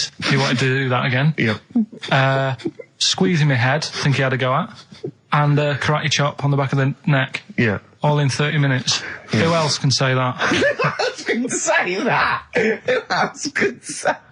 What do you mean? Anyway, have we got a question then? Yeah, to win a copy of, I'm so embarrassed to say it, The Shining on VHS is worth $5.99 and it will have already been watched by Karl Pilkington, probably not even rewound. Yeah, to win rewound, and a little bit of tripe and cow eels where it just slipped into his dinner. A barm cake outside. As he was reading the back of the box trying to figure out what was going on. The ingredients. What about this, right? Here's a question. I've got a question. No, go on. No, I want to hear Karl's first. Okay. No, it's about the film. Because when I was whizzing through it, I saw something and thought, oh, that's good. The kid who's in it, he was writing something on the back of a door with lipstick. What was it? Well, that's a tricky question. I can't remember. Nor can I.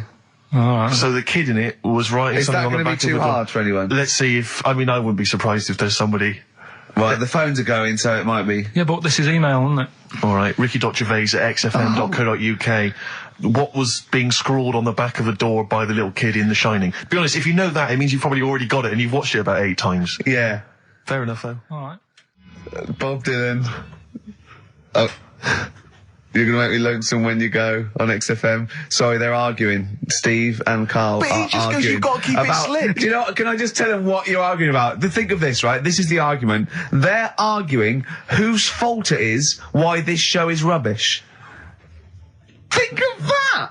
What? That's a perfect... I think that's a valid criticism. At least we're discussing it. You're just accepting that that's the case. You're not even trying to change it. We're ashamed of it. Yeah. We have to go out there. I should be, but I quite like it. In fact, I remember when we went out about 2 weeks ago, so we've got to, make it tighter and that, make it good.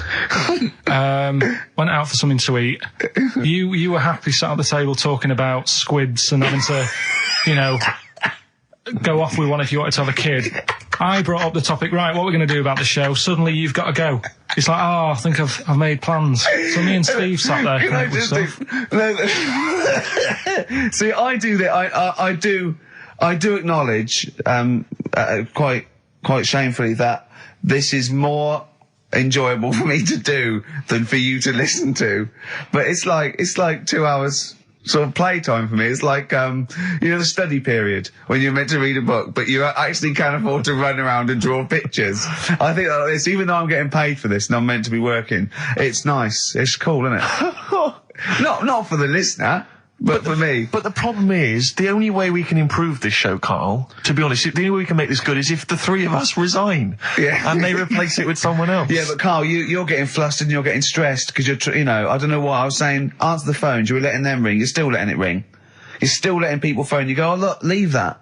And people have phoned in, good enough to phone in to ask for something for free. I think you should at least answer the phone and say, it's not worth it, the prizes are rubbish. Well, whilst I'm doing all the other stuff, maybe you can do that. No way. Right then. But to No be fair, way. Rick, I'm not accusing you of being lazy. No. But you're sat on a chair and yet you're almost vertical. I don't know how you've done it. It's like you're almost asleep, but you're sat on an upright chair. I don't know how you've actually angled yourself in I'm that going to have way. a bad back when in old age. I'm just going to be bent double. Right, so come on now. What? Pretend we're starting now. Okay. We've just started the show Yeah, now. it's 2 o'clock. It's Right. XFM. It's the Ricky Gervais show with Steve Merchant and Karl Pilkington, or our show. It's our show. From now on, I'm at least cutting up the blame as well.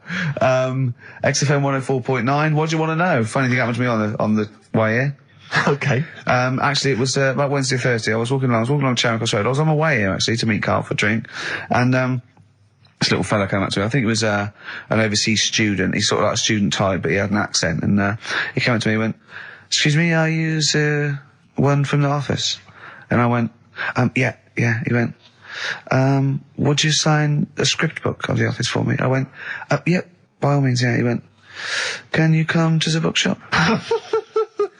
And I went, what, you haven't got it on you? He went, no, but if you come, I will buy one for you to sign. And I went, I can't really. He went, were you going to pass one? I went, I'm not, no, I can't. He went, and he went, oh, I was just in Waterstones earlier. I didn't go. I went, oh, sorry. He went, you could just. I went, I can't. He went, okay. I went, I'll sign something else. Have you got something else I can sign? He went, of course. And I signed a pamphlet or a brochure or something for him. But I love the idea. Imagine me going with him. I'm queuing up, and I'm in the queue. He's going, you're going, yeah, fine. Can you just hurry up? And he gets there, and his switch doesn't work, and he goes, can you lend me £10? Yeah. I mean, imagine that. I'm a little bit annoyed you didn't go with him, frankly, because that would have been a sale of our book, and I get a little cut from that. Well, behind him was Salman Rushdie. Going, can we hurry up? Because I shouldn't be out. I'm getting a lot of funny looks.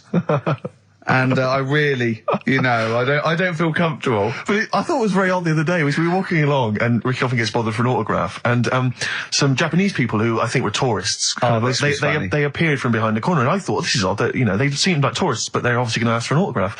And they just handed him a camera and said, excuse me, would you take a photo of us? They didn't recognise him. They didn't recognise him. I was laughing, I was thinking, right. Oh, so now Ricky stood in the street, people are recognising him as he's taking a photo of 3 complete Japanese strangers, and I imagine them getting home and sort of saying, and here's the one we had taken by Ricky Gervais.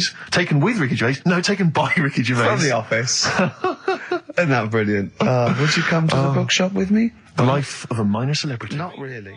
Excellent. Times like these, Foo Fighters and XFM 104.9. Karl, let's build up to Monkey News.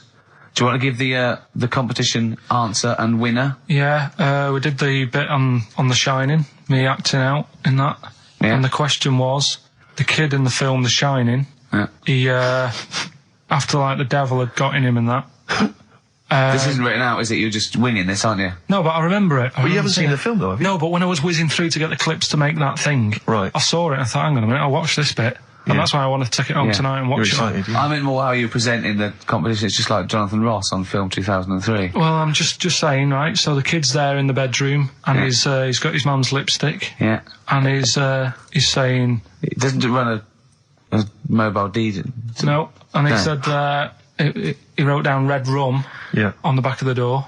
And his mum wakes up and thinks, what's he doing? Yeah. She looks at him, she goes, oh. And then she looks in the mirror and sees red rum in the mirror. Right. Which she is thinks sort of... he's offering racing tips. It says murder in the mirror. Oh, clever. So, Kelly in Hounslow got that right. So, excellent. After I've watched the film, I'll be whizzing that over to Hounslow. Brilliant. I mean, the one thing I do like about this show, for all its faults, is the... honesty? Yeah. I mean, that can be good and bad. I mean, some people think it's sloppy, arrogance, laziness, They'd be right. Yeah. But I like to think it's honesty. It's like a peek into the mind and workings of Karl Pilkington. He just said to me, because he was shaking, because he said to me, and I quote, he said, he's just wittering to himself, I must remember to eat. Suzanne's away. I know. I know. I like I must say- remember to eat next time Suzanne's away. No, but you did. I mean, I wonder if I lived on my own if I'd still be about. Because I just neglect myself. Yeah. So, I mean, for all I've eaten. A this lot of morning, self-abuse. Is that what you're I saying? had lasagna last night that I messed up. Right? Why did you mess it Cooked up? it for too long. It was like a brick. Right? And she called up and said, have you eaten? I went, yeah. She went, was it nice? What you have? I said, lasagna. Was it nice? I thought, I don't want her to worry, because she's probably been out and had a good meal with all the work people. Yeah. I didn't want to say, well, I'm, you know. And she went, okay, bye. And I go, that Carl, yeah, I bet he cooked it like a brick. Yeah. I bet he threw it away. Anyway, gin and tonic. I had Scotch pancakes for breakfast. That is all I've had. So I'm starving, I'm shaky. Plus I've got that restless leg syndrome still going on, which I can't get rid of. What's restless leg syndrome? I find, if I go to bed, right, my body's tired but my legs aren't. Are you like Michael Flatley? You have to get up and do a bit of tap dancing. Do they just keep going even Just when keep you're asleep? moving about, so I have to get up and stretch them or something. Or I've worked out that if I put a pillar on like the bedpost down at the other end, Yeah. if I have my legs higher than my heart, it calms it down a bit. Is this why Suzanne works away so often? I don't know, it's To weird. get a decent night's sleep. I put it down to Smarties and that. It's like a sugar thing. But Stop eating them. apparently Bob Mortimer's got it as well. No, he's got arthritis. Was he? You told me Yeah. the week that you'd mastered moonwalking. Yeah. Yeah, I can do that. Is that one of the things you did, like, in the middle of the night? It's moon sleepwalking. Yeah. He just gets out, he finds himself walking backwards and wakes up and goes, oh God, I'm brilliant at this. Right, so listen, what we're doing now, we getting a debate going about... Actually, right? Go on.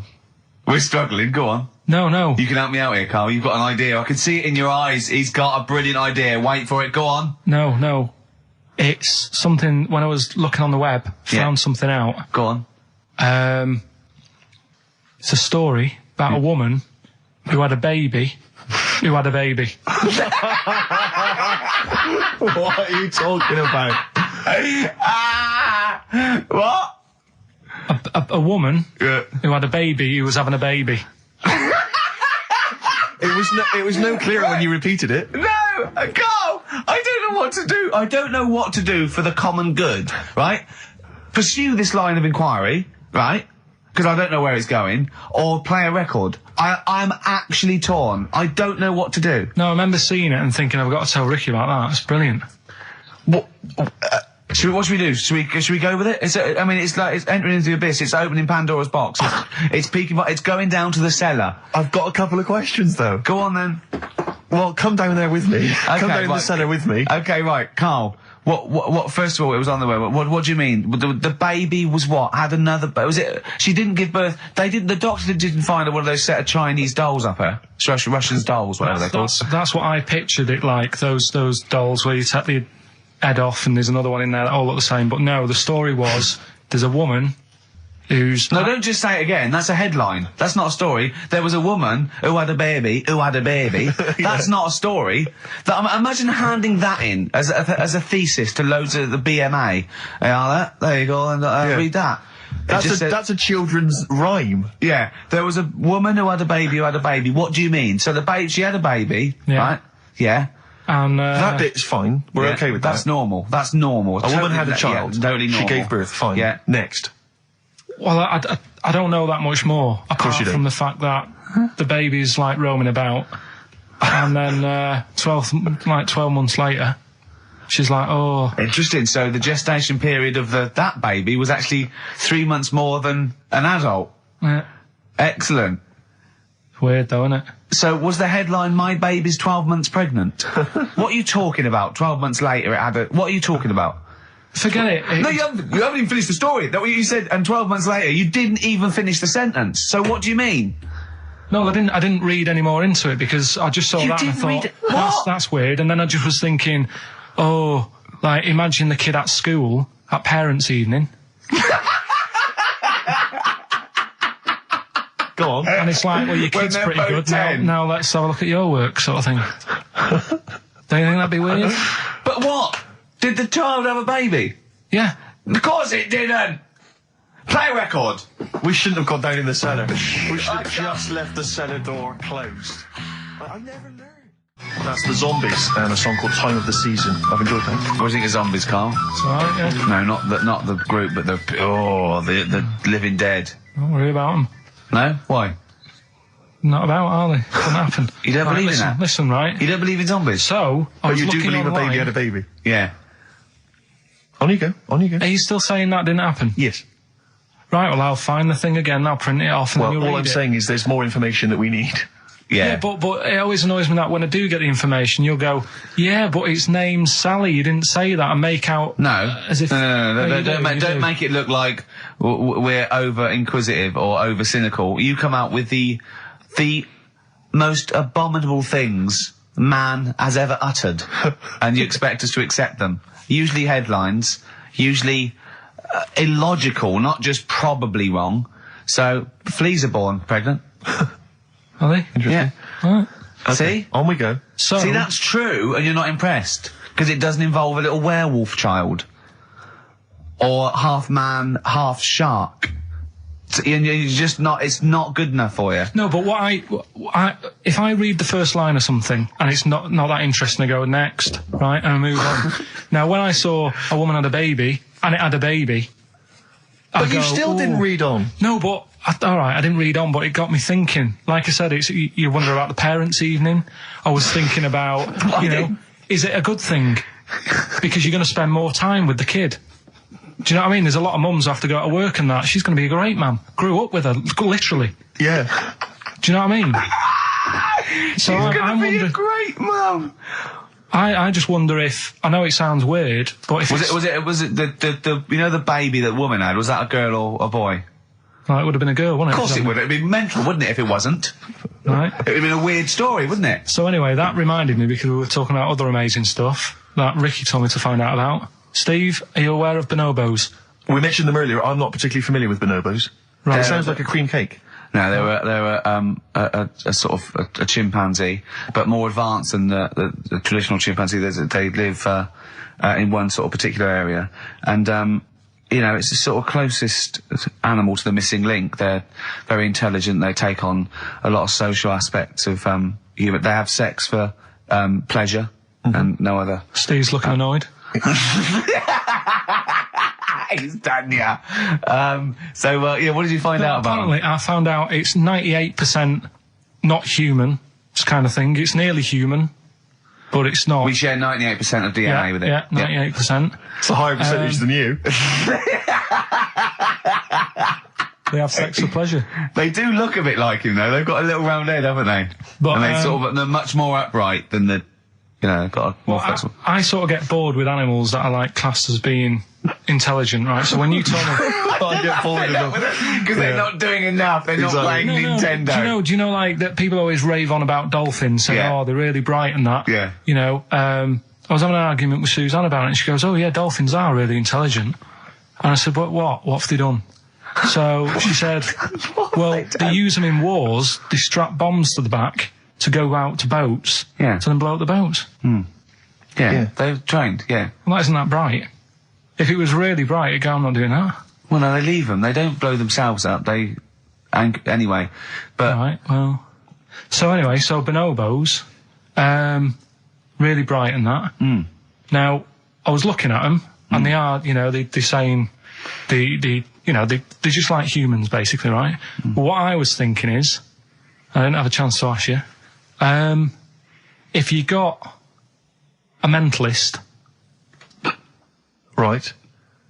and put the bonobo in an exam. Okay. What do you mean a mentalist? What do you mean? Well, someone who's, a little bit, just a little bit slower than me, and put them in an exam, what would happen? Right, okay, you've got to be clearer here, Carl. What are you saying? Are you saying pit the wits of a bonobo against... Someone who's educationally subnormal. Yeah. What do you reckon? I don't know where to start. No, but if they're that good, why aren't they being used in labour and stuff? Do you know what I mean? What in the late? What do you mean in the government? like some jobs that they could do. Why Well, they hasn't could, someone but- caught onto it and thought, well, hang on a minute. Sorry, I'm not familiar with the bonobo. Seriously, could it do a job of work? How advanced are these creatures? Lots of animals do job of work. I think Karl wants this bonobo to start going to work with an umbrella and a bowler hat and have sort of like rudimentary language skills like morning, morning. So so I couldn't employ the bonobo to be my PA. It's not. I mean, how advanced are they? Could I teach you to go in the shops and collect something and bring it in? but you can teach a dog to do that. Yeah. It depends what you mean by intelligence, social interaction, also dexterity capability, you know. Could it produce this show? Yes, I'd have thought it could, randomly. Yeah. Just by pressing the buttons, it can do a better job. It depends what you're asking, Karl. What you mean is, could a chimp beat a thick human at an intelligence test? Yeah, that's what I'm saying. But it depends on what the problem with the human is, doesn't it? Right. First of all, mental illness has nothing to do with intelligence. Let's get that straight. That's one thing. Mental people aren't necessarily less or intelligent than people. Now, is that the clinical term? Well, exactly. A mentalist. A mentalist. Sometimes I don't know what to do. I don't know whether to start with where he's going wrong with the question, to answer it, to find out what he really means, because... It's just that if that did happen, right? What could happen? You want the Planet of the Apes, don't you? Here we go. Go on. Right? I go to school. I go to a new school. Yeah. I go in the class. There's 3 bonobos sat on the back row. Yeah. Right? I think it would make They're everybody... bad kids, are they? Everybody would work harder, because you go, well, I don't want a monkey beating me. Whereas when I went you to think school... they'd be an incentive? Yeah. Well, I think... Okay, they go, oh, go on. What do you mean? No, I would have loved it, because, I mean, one of the reasons I didn't like school is it's like, oh, I'm not bothered. You know, I'm not bothering going in today. I'd love it if I went in and someone said, right, you're going to start coming again. Why is that? You've got 3 bonobos in your class. What if they didn't hang out together, like the 2 little kids with the webbed hands and the big They heads? can do What if they want. started bullying you? Stealing your pocket money? I wouldn't go in, I'd stop maybe going. copying you, maybe making you do their homework. Yeah. They did find out you... To be honest, it would probably be the other way round. And he'd score better. Yeah. Karl, have you been copying? Have you been copying the bonobos Have again? you been copying Boo Boo again? It'd be good though, wouldn't it? Well, it'd be great. I wish I could live in your mind for just a day. It must be great when you walk around and see things. We were talking before, right, about at school for some... I can't remember why it came up, the frog thing. But they did a... Oh, I'll tell you what it was. It's the march that's on today, right? And, you know, if people want to do that, that's fair enough. But I don't like going out in big crowds and what have you. Sure. He said there's too many people to get anything done, right? He said, I wouldn't do anything with more than 5 people. Do you know what I mean, Steve? If you have a night out, if there's more than 5 of you, you can't talk to everyone. Who's in charge of the night? It makes it hard work if you want to nip into a restaurant, because you've got to get like a table for 6. Yeah. So if you're on that march today and you want a coffee... You got to get a table for Chances 20,000. 7 for 1 million protesters. No, but do you know what I mean? If they're Trying to walking work on the out the street, bill afterwards. Yeah. Who had another dessert. if they're Let's walking... just split it a million ways. Yeah. Should we just split it a million ways? Well, I didn't have a starter. I need to pay with Switch. I didn't have a starter. Can I pay on Switch? Before you know, war breaks out. Forget it. They're fighting amongst themselves. Doves, there goes the fear. We got a crack on here. XFM 104.9. We've got to get in Rockbusters and a couple more tracks. Ricky Gervais, Steve Merchant, Karl Pilkington. Karl, go for it. This is Rockbusters, the last ever Rockbusters. Right, yeah, it's a accents special one today. I've done it before in the past using accents, so Yeah. 3 cryptic clues, initials, email in, you can win. Do the email address now, so take it down and start going. Right, ricky.gervais@xfn.co.uk, right? Yeah. Right, first one. The northern lad remembers he had to tell his mum's daughter something. Oh, dearie me. The northern lad remembers he had to tell his mum's daughter something. That's O, the initial O there. Think of a band. Yeah, I've got it already. initial, Yeah, right? yeah. Okay, that's easy. Go on next. Second one, the person from Birmingham got a C in their degree. Right? The person from Birmingham got a C in their degree. The initial there is T. You don't get A, B or C with your degree. Well, that's... And the final one, the Cockney fella isn't happy. Everything's going wrong. That's DH.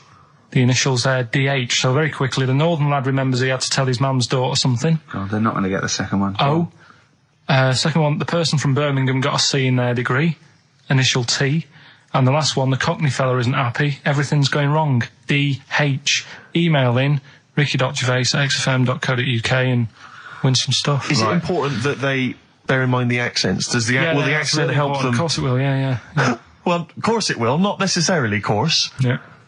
So, do that. Right, the Valentine's special, Letter to Mindy, one of the greatest love songs ever, and you've got a couple of minutes. Please do you know email the funny thing is, we haven't even done monkey news. Oh, God. Right?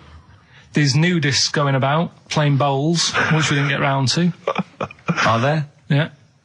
God. Why are they doing that? They got fed up with volleyball? I don't know, it annoyed me when I read it. But we'll leave that, maybe we can come back to What that. are they up to?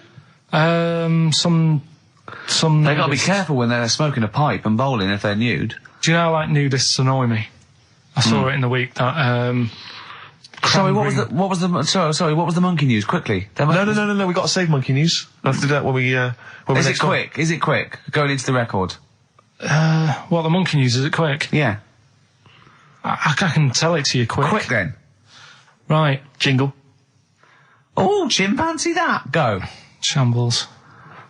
Hurry up! There's a monkey in India, right? On a, railway station, waiting for the train. No, don't mess about, because I've got to get through it quick. There's monkeys sat there, and this robber nicks somebody's handbag or something, goes running off down the platform, the police are chasing them, monkey steps in, trips the fella up, pins him down, police come and arrest the fella.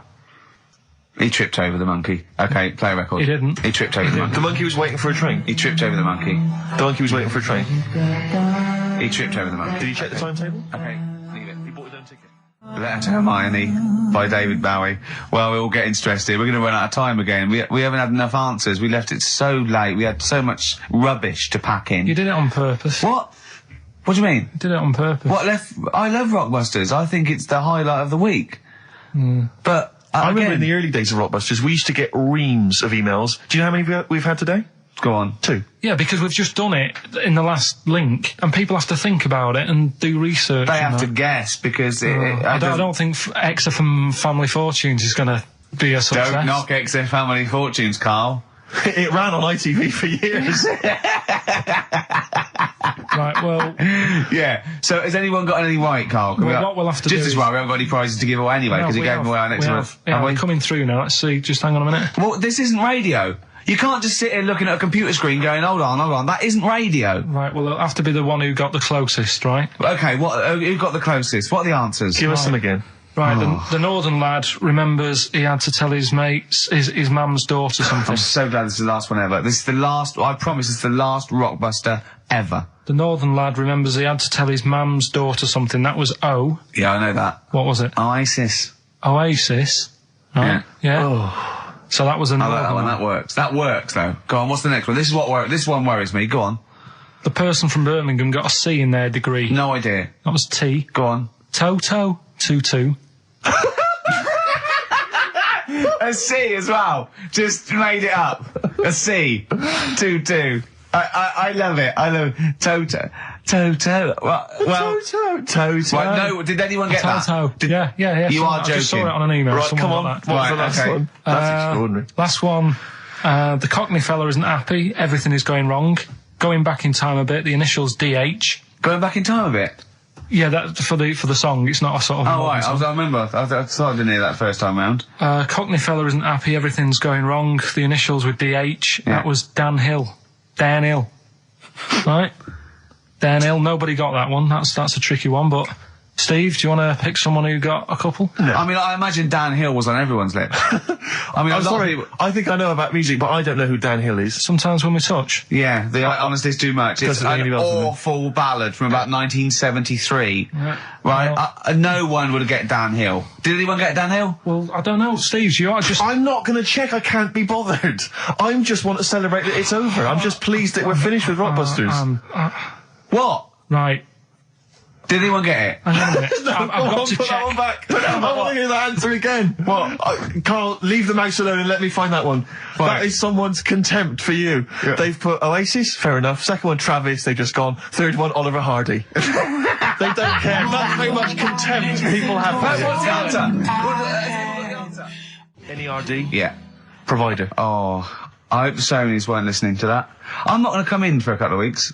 I'm not going to be here next week. Okay, no, leave it a couple of weeks. Yeah. Right, I think we should just take a break. Everyone should just take a break. Do a special or a best of, Carl, because this is. Well, I've got to go away and rethink this whole thing because I think it's actually probably damaging our reputation. Definitely. What are you going to do next week? Are you going to come in, Carl? I'll have to be here to play it out, won't I? Fine. Yeah, right. Because we didn't give the winners of the competition. See you later. Yeah, I'm not going to be here. 104.9 XFM, Ricky Gervais, Steve Merchant, Karl Pilkington's pressing the buttons. Right. We're playing some great moments from the last 3 weeks. And some great records, Steve, from the last 2 weeks. That's true enough. Yeah. We're not actually here today. What are you up to today, Rick? It's 8 hours earlier, so this is about 2 o'clock probably. Mm-hmm. So it's about 6 o'clock in the morning. I'm still in bed, mate. I'm asleep in my hotel room. Now, where are you? We're in LA. Los Angeles. Yeah. City of Angels. Rick. Yeah. City of Angels. Yeah, and so that's what we do. We're doing stuff like that. That's why we're not here. We're not here next week either. So next week is the best of this week. What?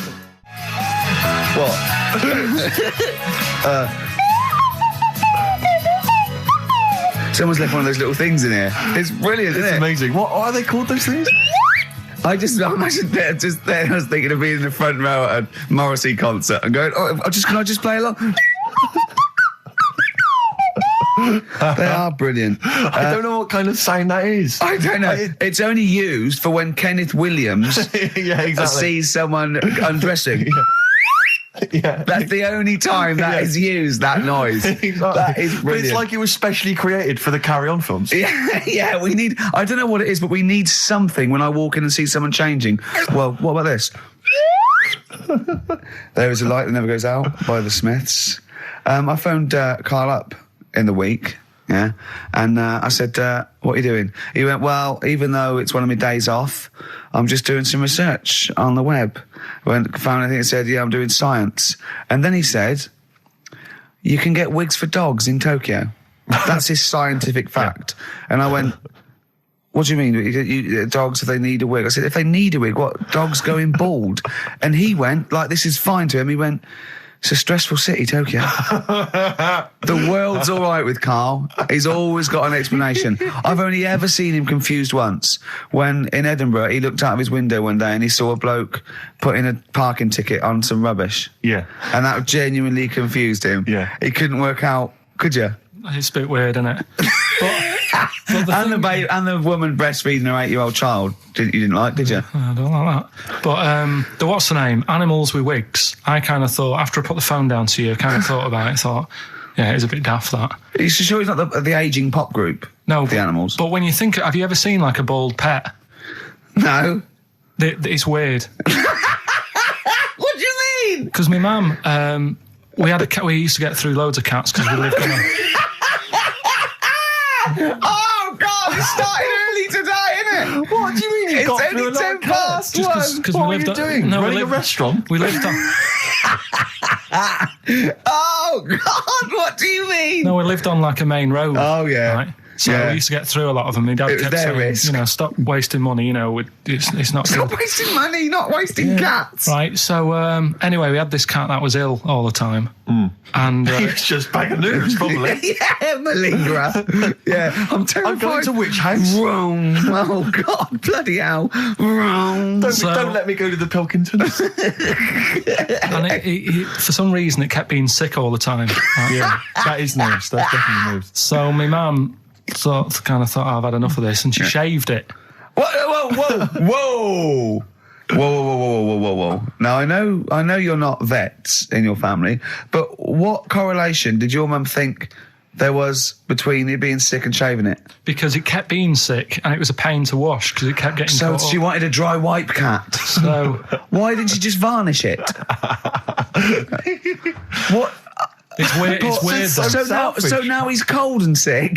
No, but not all of it. She left sort of the back half, but sort of from its waist, sort of. I love that. Shave it because it's sick on itself.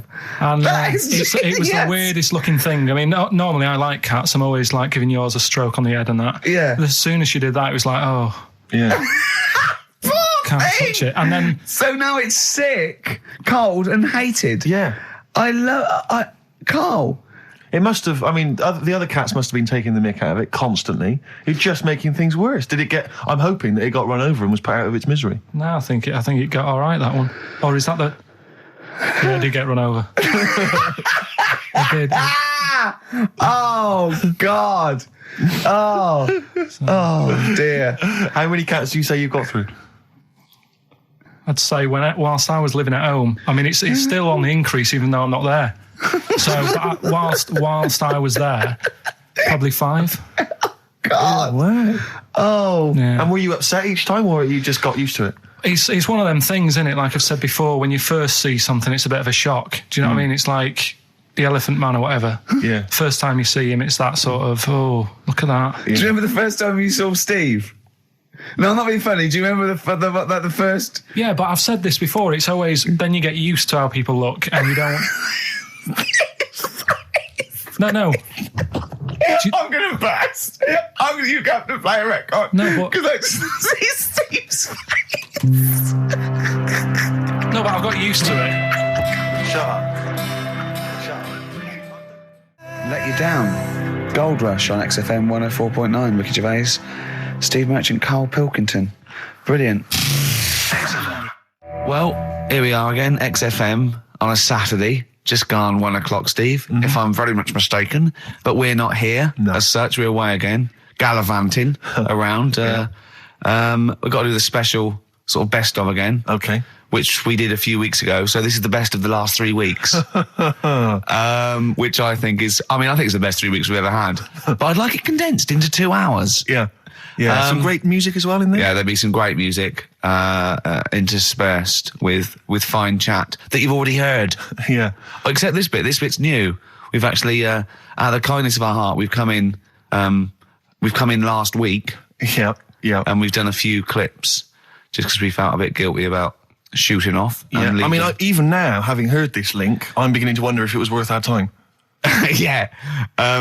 Well, should we play a classic link? Let's play, what, from the last 3 weeks? After this is Feeder. Well, if you've just tuned in, it's XFM 104.9. You've got that bit right. Ricky Gervais show with me, Stephen Merchant. Hello there. Karl is actually in a little booth. We're not in the studio, you see. This is pre-recorded. We recorded this last week because we're away.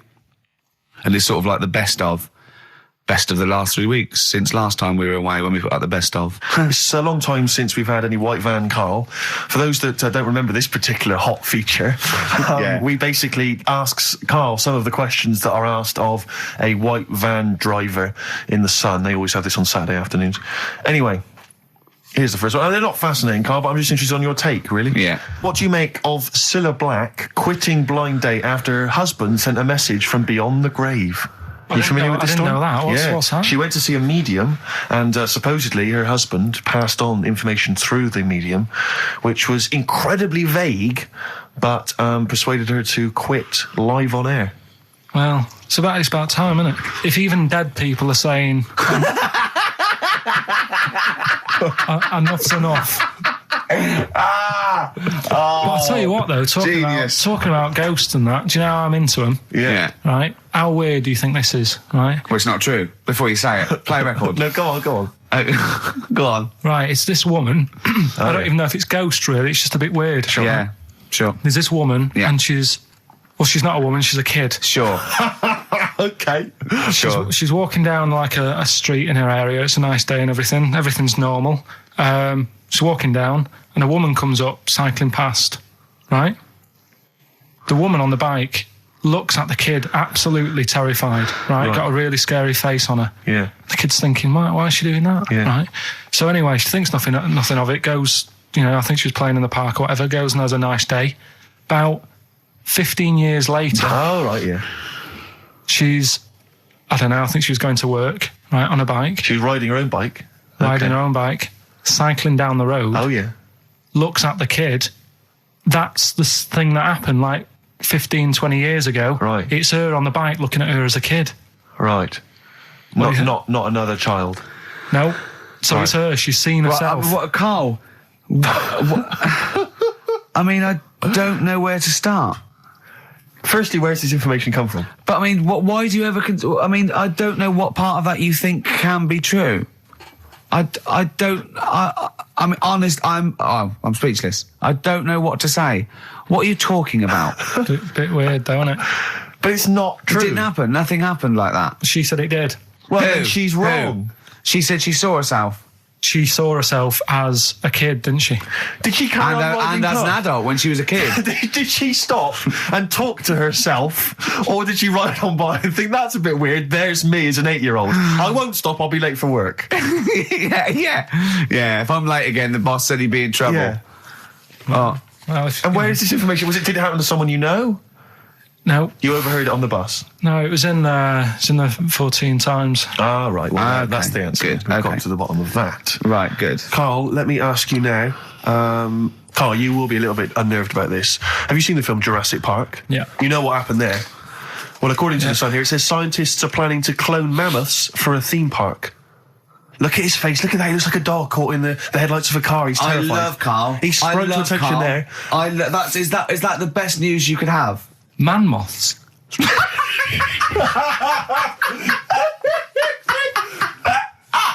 Right, Yeah, man moths. I Man love moths. the fact that that's why he was so excited that they bred a man moth. What is this? Yeah, it's a human being that hides in your wardrobe and eats an entire jacket in a day. Yeah. What do you mean, man moths? Mammoths. Mammoth, the big hairy you heard cow of a from the mammoth? Ice Age. I mean, Right. elephant. You're not so excited about that, then? You can take or leave bringing back mammoths to life, but a man moth... A man moth is a different matter. Oh, if we'd have never brought that up, he'd have gone and told someone now. Yeah. You know, they've bred an half man, half moth. This and is that's what we that's how mean. things start. This is what we mean when you hear don't- these ghost Are you stories. slightly deaf? Is that it? When you hear these stories, is it? Carl, is English your first language? Are you actually foreign? Is that the thing? yeah. Should we speak when we say slower? foreign, we mean not of this planet. Yeah. Should we speak slower? Would that be a help to you? No, go on. Next What do you one. make of Do that? you think that's good? The Do you think idea that's of good to bring back mammoths? prehistoric animals. These giant elephants. They're slow, aren't they? It's not as if they're going to like get out and run fast and they can't capture them. They'd probably be a like fence, to be elephants, honest, aren't Carl. They'd probably be a fence. they? No, but What is but you're asking it as if like, oh, it could all go wrong, but it couldn't, could it? Well, Really? but the point was about Jurassic Park is they thought it wouldn't go wrong. They thought they had it all under Yeah, but control. that was and Have you dinosaurs. learned nothing from Jurassic Park, Carl? Dinosaurs would say, "Oh, think about it before you do it." But with a hairy elephant, it's not going to. not a concern for you. Would you go along to see him? Would you be interested in that? If it was in the area, He's great, isn't he? I'd love a queue, Nothing right? impresses No, him. but what I'd like to do is Carl sitting like Yoda in a little cave, and I'd just like to see people like Tony Blair and Stephen Hawking in a queue, and they go and say, "Carl, got a bit of a problem." And thinking of cloning a man and a moth. Problem? Not an issue. No, if I'm in the area, I might cruise around and have a look at it. Otherwise, just don't send it near my clothes. Oh, that's fantastic. So it's just for a second. As the words "man moth" came into your head, how excited were you? I mean, were you both terrified and excited? For the moment when you thought that they'd cloned a man and a moth? I pictured What kind of face did he have? Did he have the moth's head, or was it a man's head? just a little man head. Right. What was his face? What did it look like? He just was like a bit shocked. Perplexed. Yeah. Yeah. It was like he'd been grafted onto the body of a moth without his consent. And when he was asleep, lad. Yeah, he'd woken up. he just went in to have a goiter removed, and they said, "We've He replaced woke your up with goiter with the body of a giant moth." Yeah. Is that all right, Mr. Jenkins? So he had the head of a little. Was it a little boy or a man? Little man, Right. Okay. and he's just bumping into a lamp. Just running into the. If you went into hospital and they'd done something, what's the worst thing they do, right? What would you rather have done, right? You wake up and you've got lobster claws for hands. Right. You wake up and you've got duck's feet. Or you wake up and you've got one horn coming out of your head. The worst thing, Yeah. probably the horn coming out of my head. Why? Get in the way. That'd be useful, wouldn't it, in fights and stuff? And for like parties, people would play Well, I suppose quoits. the lobster claws would also be quite handy there. Oh, that's a wonderful, wonderful clip, and a great record that preceded or followed it. I'm not sure. But could I make some dedications? Yeah. Because I last week, just before we had to come in to record this, I popped out trying to get onto the tube, and I had a nightmare because there were millions of protesters, so-called protesters. Now, a lot of them obviously doing good work. There was one fella, I think you'd have appreciated it, because I know you are very politically active, and I think this guy has really studied hard, and he's realised the best way to make his voice heard on the international political stage is to ride around on a tricycle wearing a jester's hat. He was really shaking up the bloody government. I wouldn't want to be George W. Bush about now. Not indeed. Once he sees that. Once he sees that guy. Imagine his aides rushing in and going, George W., look at this guy. Where's that? That's in London, England. Okay, call off the forces. Is that a large tricycle? Yeah. Is he wearing a nappy? Get me Colin Powell. Why'd you call him Colin, not Colin? It's the way he likes it. Don't about. Just call off the troops. There's a in a jester's hat. Call the troops off. Just bleep some of those bits.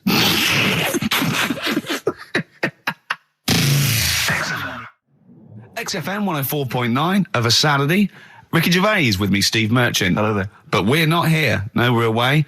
So this is the best of, and I hope you're enjoying it. We certainly are. I had some exciting news this week, Karl. You'll be pleased to find out. I'm worried that you might get a little bit jealous because it's obviously going to impact on your world quite strongly. Because I know you think you'd like things to be quite samey. You'd like the status quo to be maintained. You like the fact that in the past, we've had some crosswords. Because I remember. What did you think of me when I first walked in? When I first came in on the first day of XFM? I don't know why you're making a big deal out of it, because I'm just being honest, though. I'm just being honest about a lot of people who see you for the first time sort of go, well, he's a bit weird. I know that, Steve, that you brought it up, and then you're again. But I'm sure that wasn't what he said before. No, did he say before? Well, he's a bit weird. Yeah, well, he looked at you, and I could see by the look on his face. You know when your kid and your kid's sort of scared of something, and they go, "Why's your kid?" He goes, "Oh, he doesn't like pigeons or spiders." Right. It was like that when I saw Karl, and I brought you in, and I went, "What do you think of that, Karl?" I could see the look on his face that he was disturbed. Sure. And then, as he said, you get used to it, don't you? Yeah, you get used to it. And you have changed a little bit. Your hair's a bit smarter now, and you got some nicer glasses and that, I think. Or I might have just got used to it. Whoa, don't bring it up, Steve. Don't look at me like that. So you say that you think some other people in the office thought the same? Do you know that for sure? Karl. Did you discuss it? Karl. Yeah, I think they do, yeah. Okay, leave it there then. But not just in the office, as you walk through the building. Oh, it's worse than you ever thought. Well, no, it's not worse than I ever thought, because as you well know, Ricky Gervais, what did I do on Thursday morning? Oh, is this the thing... For those that perhaps are not of the female persuasion listening, there's a magazine. Apparently it sells quite well. It's one of the sort of female, kind of issues magazines. I think it's called Company Magazine. It's like your sort of, I guess it's a bit like your Moore or your Vanity Fair or whatever. Anyway, they run every year the 50 most eligible bachelors in Great Britain section. Ding dong, hello. Who's in there this year? In the 50, in the top 50 of the entire country. And then they vote, and they put them in order and see who's the most eligible bachelor. But that's 50 people, right? It always annoys me slightly because bachelor, it kind of seems like a more sophisticated word for loser. Doesn't it? Which always sort of unnerves me And also slightly. they try and do a different 50 every year, so they're getting pretty desperate to get different ones. Because also a lot of people who are sort of like successful, are married, so there's very little to... No. There's a huge... I don't know if this is international. It could even be international. I'm not sure, actually. So I could be up there with the likes of Justin Timberlake, etc. So Fred Durst... Yeah, that sort of person, So anyway, this is what's exciting, right? Although I'm slightly frustrated because they were telling me that last year... All right, because what happens is the readers of the magazine, they vote for who they think is number one most eligible bachelor, right? Last year, the prize was a 2-week trip in the Bahamas. Okay, this year I'm rather annoyed because all I'm going to win is a moped. That's the prize this year. That's the prize this year. A moped. Whoa! Backtrack. What? Sorry. Last year was a 2-week trip to Bahamas, and this year just a moped. All I'm going to get is a moped. All you're going to win is a moped. Yeah, you got no chance. You've got no chance. Who else is in it? Well, I mean, I don't know lots and lots of people you'd never heard of. I know Duncan from Blue. Ding. So you're second to him at least already. I imagine you're going to come behind the other 49. No, because there'll be people voting for me. They get to vote for me. Yeah, Steve. They'll see my photo and then they can vote for me. Yeah, according to Heat, I was 22nd most sexy man in the world. I better take that helmet back. I would. AC/DC. Brilliant. You shook me all night long on XFM 104.9. Well, this show is a rocking. It is. Ricky Gervais, Steve Merchant, Karl Pilkington. Quick query for you. This is from Jay. He's got a problem here. He says, my parents won't let me ditch my studies. He's currently reading modern languages at London University. Sure. He wants to follow his dream, but his parents won't let him, of being a dancer. Karl. Worse than that, he says that they're trying to arrange a marriage to a bunch of minging daughters of people they know from good families. He doesn't know what to do, so he's got the arranged marriage coming along, and he's also got, he basically wants to be a dancer. His parents are forcing him into something more practical. Well, the first thing, right, I don't think Live your dreams? The arranged marriage thing is such a bad idea. Okay. Because I think too many people go on looks. Right. And then you soon get bored of that, and you find out the person who you're knocking about with, it's actually not your type. Right. Why don't you arrange marriages for people? Well, I'm just saying, right, so I'd say, Jay, go along with that. I wouldn't worry about it. Okay. I mean, if they're really ugly, then, don't go along with it. But if they're half bad, put up with it. That's all right. The dancing. Brilliant. Right? That's that solved. Brilliant. I wanted to be a dancer. After I did the boxing, right, I joined a dancing thing just near Man United's ground, right, called Twiggy's. Went along, I wanted to learn some moves. How old were you? Well, it was when Michael Jackson was, pretty big, so about 83, 84, 85, something like that, around there. Wanted to do it. When I went, it was shut, and it had become like a warehouse for toilet rolls. So in a way, I wonder what would have happened. Sorry, how is that an anecdote about you going through dancing? You've told me before you did boxing for a while, you did dancing for a while. You had a true fight in the boxing. You didn't even get in the. That's not an. Imagine if that was a film. This is a boy's dream of becoming a dancer. Oh, it's shut. Next on. I mean, how is that a story? Yeah, that was Billy Elliot. Do you think it would have won quite as many awards? Yeah, brilliant. Footloose. All right, I'm fed up. They banned it. Let's go. Oh, it's shut. Flash dance. First, there was. It's a warehouse. Never mind. I'm just saying, you'll find something else. I think I got a go-kart after that. I bought a motorised go-kart and kept myself busy with that. So. There's always other things. Just think, Alan Bennett has to sit down and really sweat over his stories.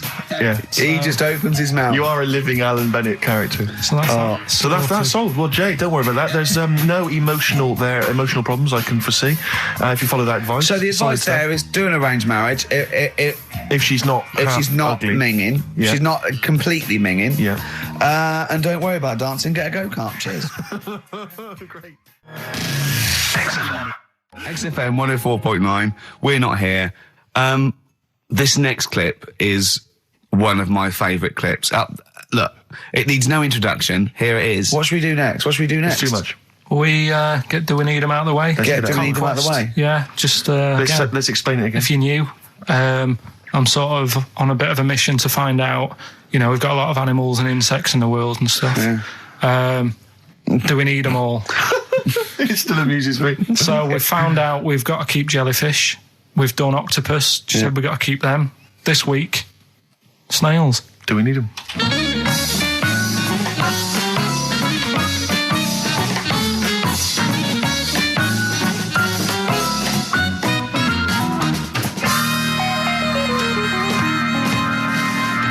Just doing some research, right? I'm sort of working my way through different creatures and insects and stuff that's on the planet. Yeah. Right? And finding out if we need them or not. Right? Yeah.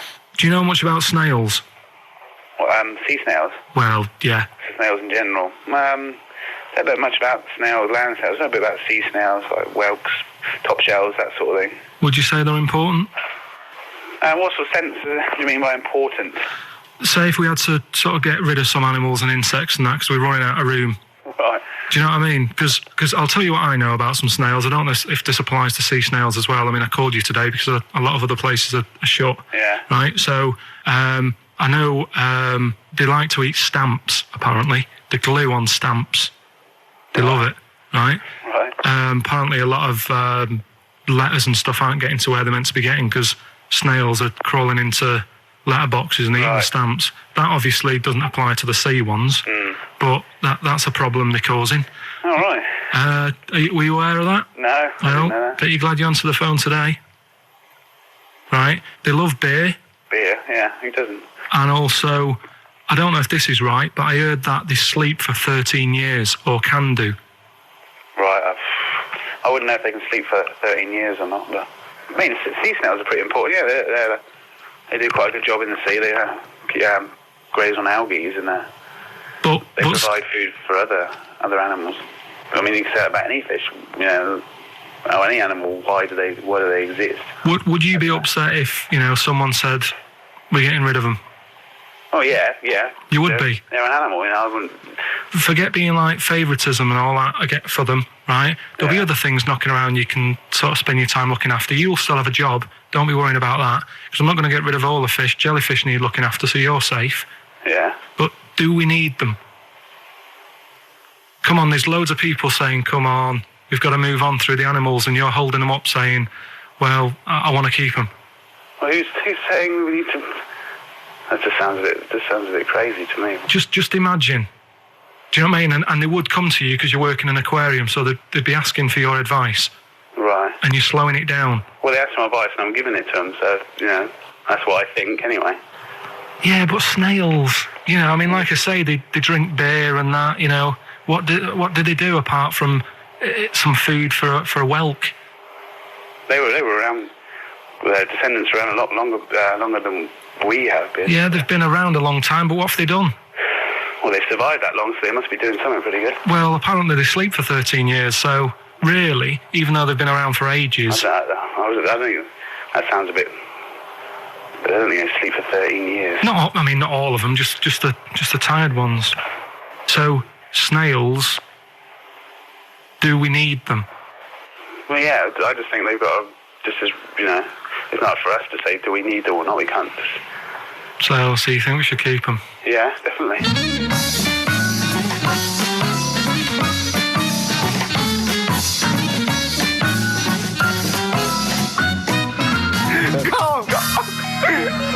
Carl, I'm proud of you.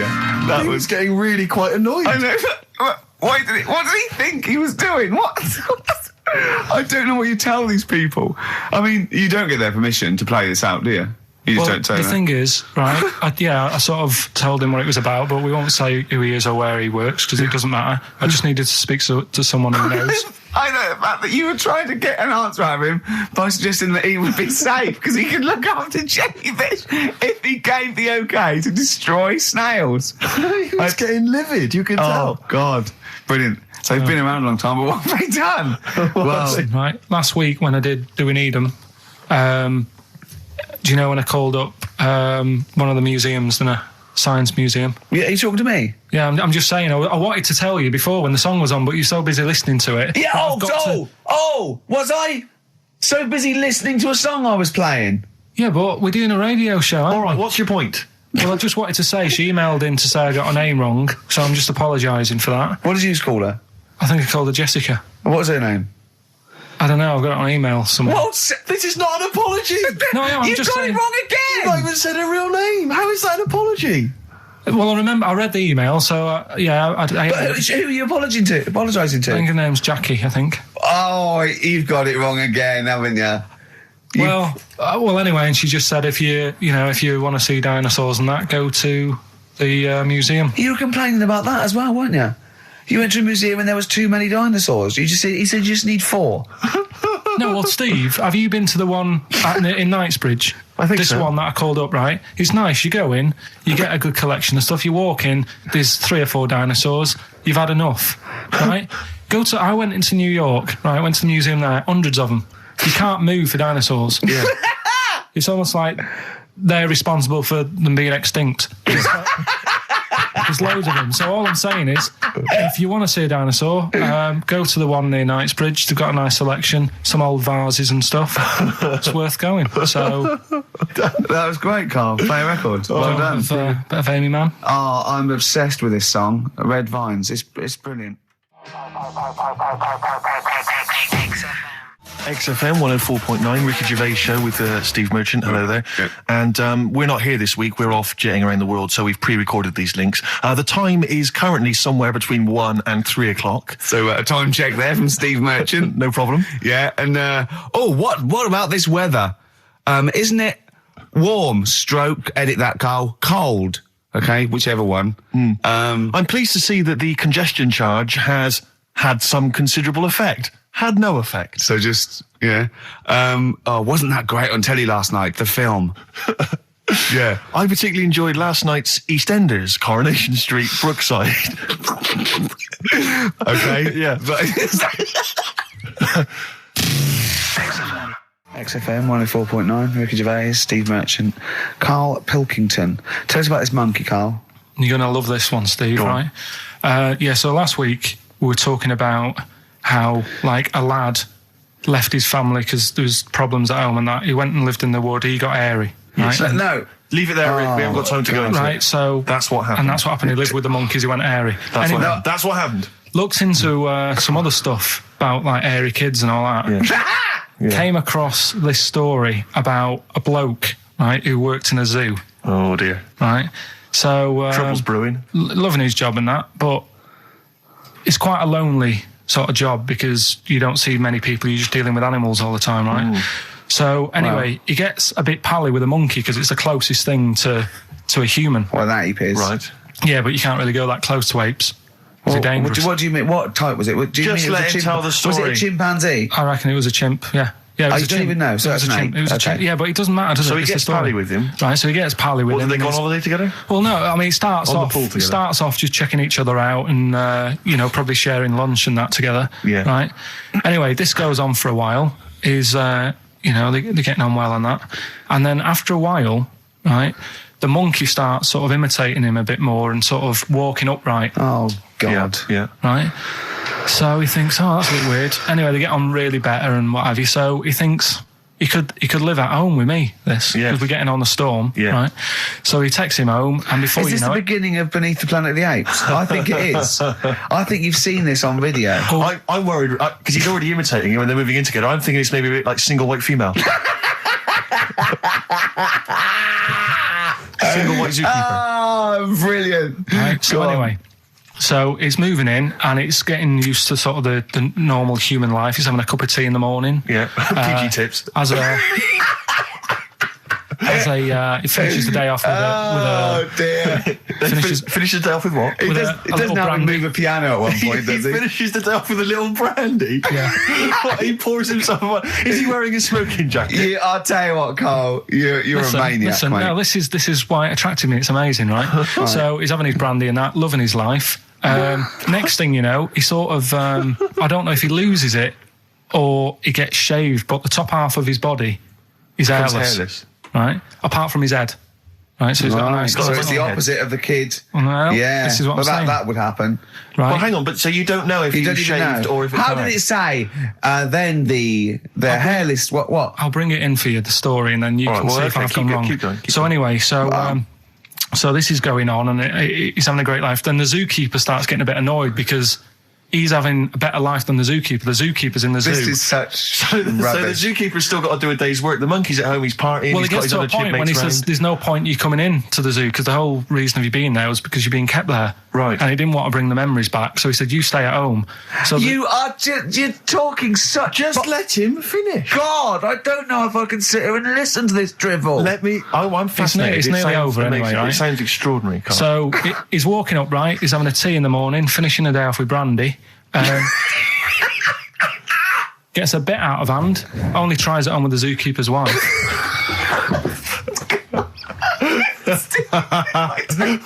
Make him go away, Steve. How does he do that? Well, because he's around humans a lot, he becomes a bit of a charmer. And, Well, But what is it that he could do to seduce her? Pick fleas out of her? He didn't say. He was built. Yeah, he's well done. So what about that?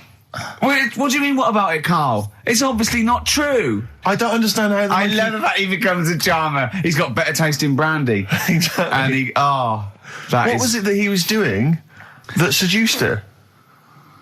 I don't know. Maybe because he was at home more than the zookeeper was. But what would he be doing, Karl? He's not going to be talking with her. They're not going to be playing like Trivia Pursuit. Maybe she liked the silent type. He didn't go into that. He just said that's when the trouble started. Karl, play a record. Right. Is that what Suzanne did when she brought you in? Oasis and Songbird. It's a nice little ditty. It's all right, yeah. Of a Saturday. Yes, thank you. XFM 104.9. Ricky Gervais, Steve Merchant, Karl Pilkington. I think we should go straight into it, Karl. I think we should do the competition. There's Karl in the corner. It seems a little premature. Do you reckon? Yeah, I think so. Save it? It's so good. We should tease it out of them. Well, it's a big thing. It's just that I've got absolutely nothing to say.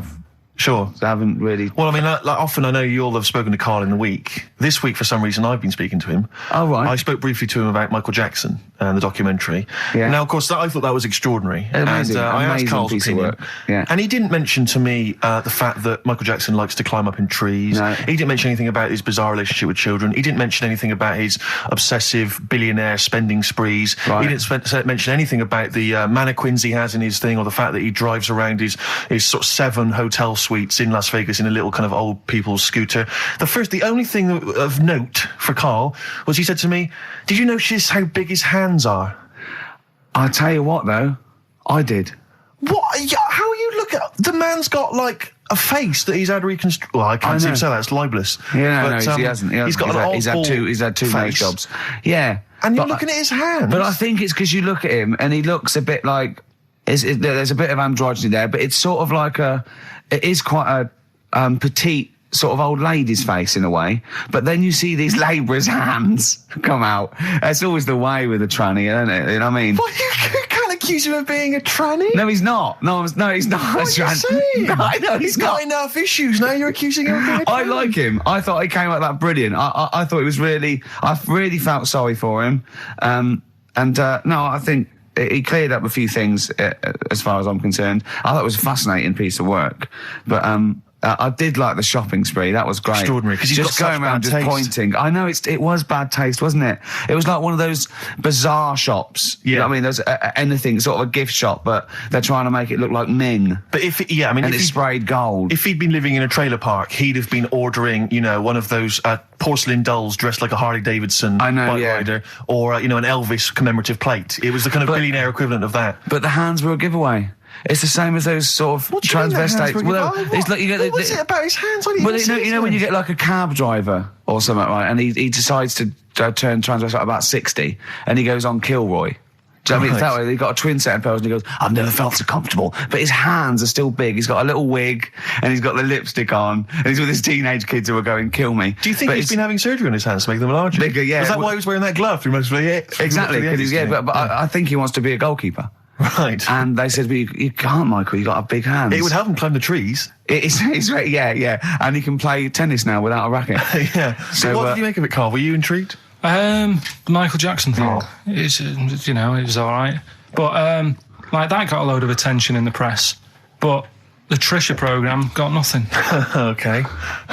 Which, I know, Steve called me up in the week, right? 10 o'clock in the morning, I was at work. And he goes, I should think so at 10 o'clock. I should think preparing this show. Most people go to work about 8, 9. Are you watching Trisha and that? I said, no, what is it? He goes, oh, you'll be loving it, right? Freaks. Was it, Help Me, My Mum's a Freak? Siamese twins. Right. So I couldn't watch it, but he said, it might be on again because they repeat stuff on ITV2. Right. So I had my dinner late, right? Instead of having it at 1 o'clock like I normally do, I had it at 2:30. Yeah. Sat in the office, put the telly on, ITV2. These Siamese twins. Did it blow your mind? It was amazing. We talk about a lot of things on the show quite a lot. The airy kids crop up a lot. I was waiting. It's been 10 minutes and you haven't mentioned the airy kid. Right, and last week we were talking about Siamese twins, weren't we? So it was weird that this programme was on, but it was amazing. I mean, what I did think you think? can't refer to them as Siamese twins. I think they're known as conjoined twins.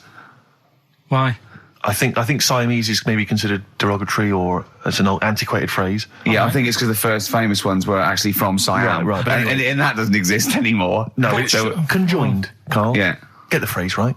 But you'd think that if that's happened to you, that wouldn't be that sort of offensive. The names that you must get called. Right. You think that's least of your Siamese worries? twins, I'd say, well, that's, yeah. Now, were you stunned by where they were connected? Just live with it, we'd say. Because they were connected, of course, at the forehead. Oh. Sort of, which was quite extraordinary. Well, there was one set of Siamese twins. One had a job and the other one didn't. That's ludicrous. Yeah.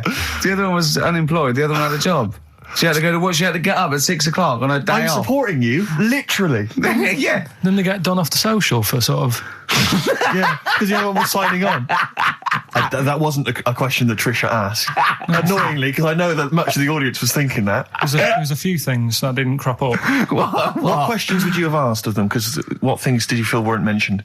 I'd love to just watch Karl watching amazing things. Exactly. Do you know what I mean? It's like early learning thing. Mouth slightly open. Yeah, mouth open at a dribble, looking round to see if anyone else has seen it. You know, I mean that. Like when a cat sees a bird land on the balcony. Exactly. It can't believe it's luck. I'd probably say, how do you buy her a birthday present? A surprise gift, yeah. Because everything's ruined. Sure. Right? I'd probably ask... Yeah. Well, did you not think it was interesting that one of them had a boyfriend? Well, that was a bit weird, wasn't it? Uh-huh. But what was the other thing that I was thinking when I was watching it? Was thinking if one got into crime and that was sent to prison, right? What would happen?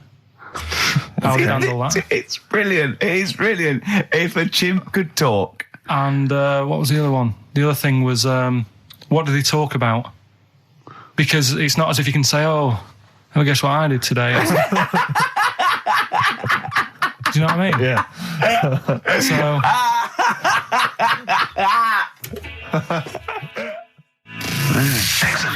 Well, if you've just tuned in, Sex FM 104.9, you've got that bit right. Ricky Gervais show with me, Stephen Merchant. Hello there. Karl is actually in a little booth. We're not in the studio, you see. This is pre-recorded. We recorded this last week because we're away. And it's sort of like the best of the last 3 weeks since last time we were away when we put out the best of. Me and Karl went out, right? With me and Jane, Karl and Johnny and Gigi, wasn't it? Gigi, is it important who went? No. Okay. But we're walking down the street. Karl was there though, and he can back me up on this. We had a curry. We were walking back, and this little funny homeless fella, didn't he? Mm. He I got to tell it before I go, didn't he? Yes. He came up to me, right? And he recognised it.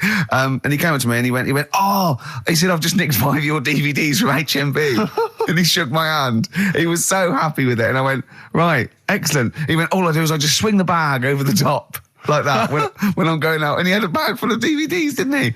And he was so pleased to tell me that he'd stolen. Isn't that great? He said they're going like hotcakes. Yeah, he said they're going up. Of course they are. Yeah, you're nicking them. Yeah. I know. We get paid for them, though, don't we? So not the stolen ones? Don't we? No. What do you mean? Did you sign them for him? I know you idiot. What? So he just nicked 5. Yeah. Well, and you say he was homeless, was he? Well, he don't know. Maybe. No. Surely, how would he have seen the show? He just walked past Curry's one Dixon's. morning. Yeah, that's any idea. Seen a trailer for it. Thought, interesting. I don't know if he was homeless. I didn't go into his home life. He shook his hand though, but he made Karl look smart. Do you know what I mean? So, how does he sell them? Where does he sell them? Does he go up to people and go, "Do you want an Office DVD?" They're not nicked. Yeah, £4. Yeah, exactly. Are these stolen? No. They've still got the tags on them. Well, it's like those people who, those cab drivers that you'll meet at sort of 3 a.m. who've just got a car, and just went out with a car, and just I'll pick people up and charge them. Yeah. I got in one once. I said to him, the guy just pulled up. I said, he said I was in like East London. I'm going back to North London. I said, going to Swiss Cottage. He went, sure, hop in. We set off. He went, do you know the way? I said, well, not really, no. I thought you know the way. You're in a cabbie. He went, no, don't really know the way there. I said, have you got an A to Z? He went, no. I thought, well, if you're going to go out just on the, just winging it as a cab driver, 2 things, take a map and a torch. He didn't have either. He said, well, I'll probably get to Camden. I said, right, I'll direct you from there. Drove on for about 5 minutes, making conversation. About 5 minutes later, he went, do you know the way to Camden? I thought you knew the way to Camden. I don't really know the way. I thought I did. Oh. It was Let me out. You know, £4. Exactly. And that's, I don't know who's got that sort of time on their hands that they just think it's 3 a.m. I'm at a loose end. I think I'll go out doing a bit of cabbing. Wow. Yeah. Because your dad was a cabbie, wasn't he? Yeah, he was, yeah. Couldn't stand it, but it's good money. He was he wasn't like a chancer though. What was he doing when he put that little Forrest Gump in a weedy bin? That was part of the cab company thing. They had to do like a charity event once a year, and he did it one year. Never asked him again. Tell us the story again. I'd rather not, because we got a few sort of complaints about it. Why? Why did you get complaints about it? Because he put a kid in a bin, and it's not the thing to do. So, but we could use it as a sort of sobering lesson for people. Yeah, tell it like a, you shouldn't do it. Nah, yeah, but that's how I did it last time. But people still didn't like it. All the stuff I tell you, we don't take the mickey out of people on purpose. No. It's real life, isn't it? And that goes on in life. Yeah. My dad was saying that in hospital, though. Do you know how he was in hospital? Yeah. You know, he did some jokes about old people and that. And he said, at the end of the day, if something makes you laugh, it's funny. And if it makes you laugh, you can't help laughing, can you? Do you know what I mean? So, what are you meant to do? And laughing's good for you. Yeah. So, but being laughed at isn't as good for you, is it? No, but there's probably more people laughing at one person. So if you balance it out, there's only one person who's upset and there's a bunch of people laughing. So it's Jesus. Give me an example of that. Give me an example. Well, for instance, Karl Pilkington as he talks and the people listening. Yeah.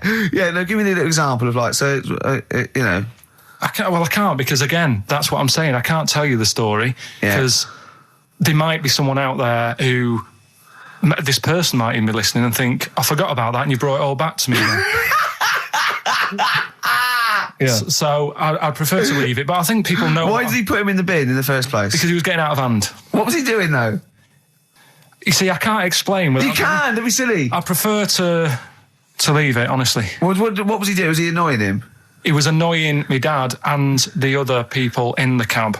Right. And he thought, how can I deal with this before it gets too out of hand? Yeah. He pulled over and put the lad in a wheelie bin. I'm going to embarrass. So we'll leave that.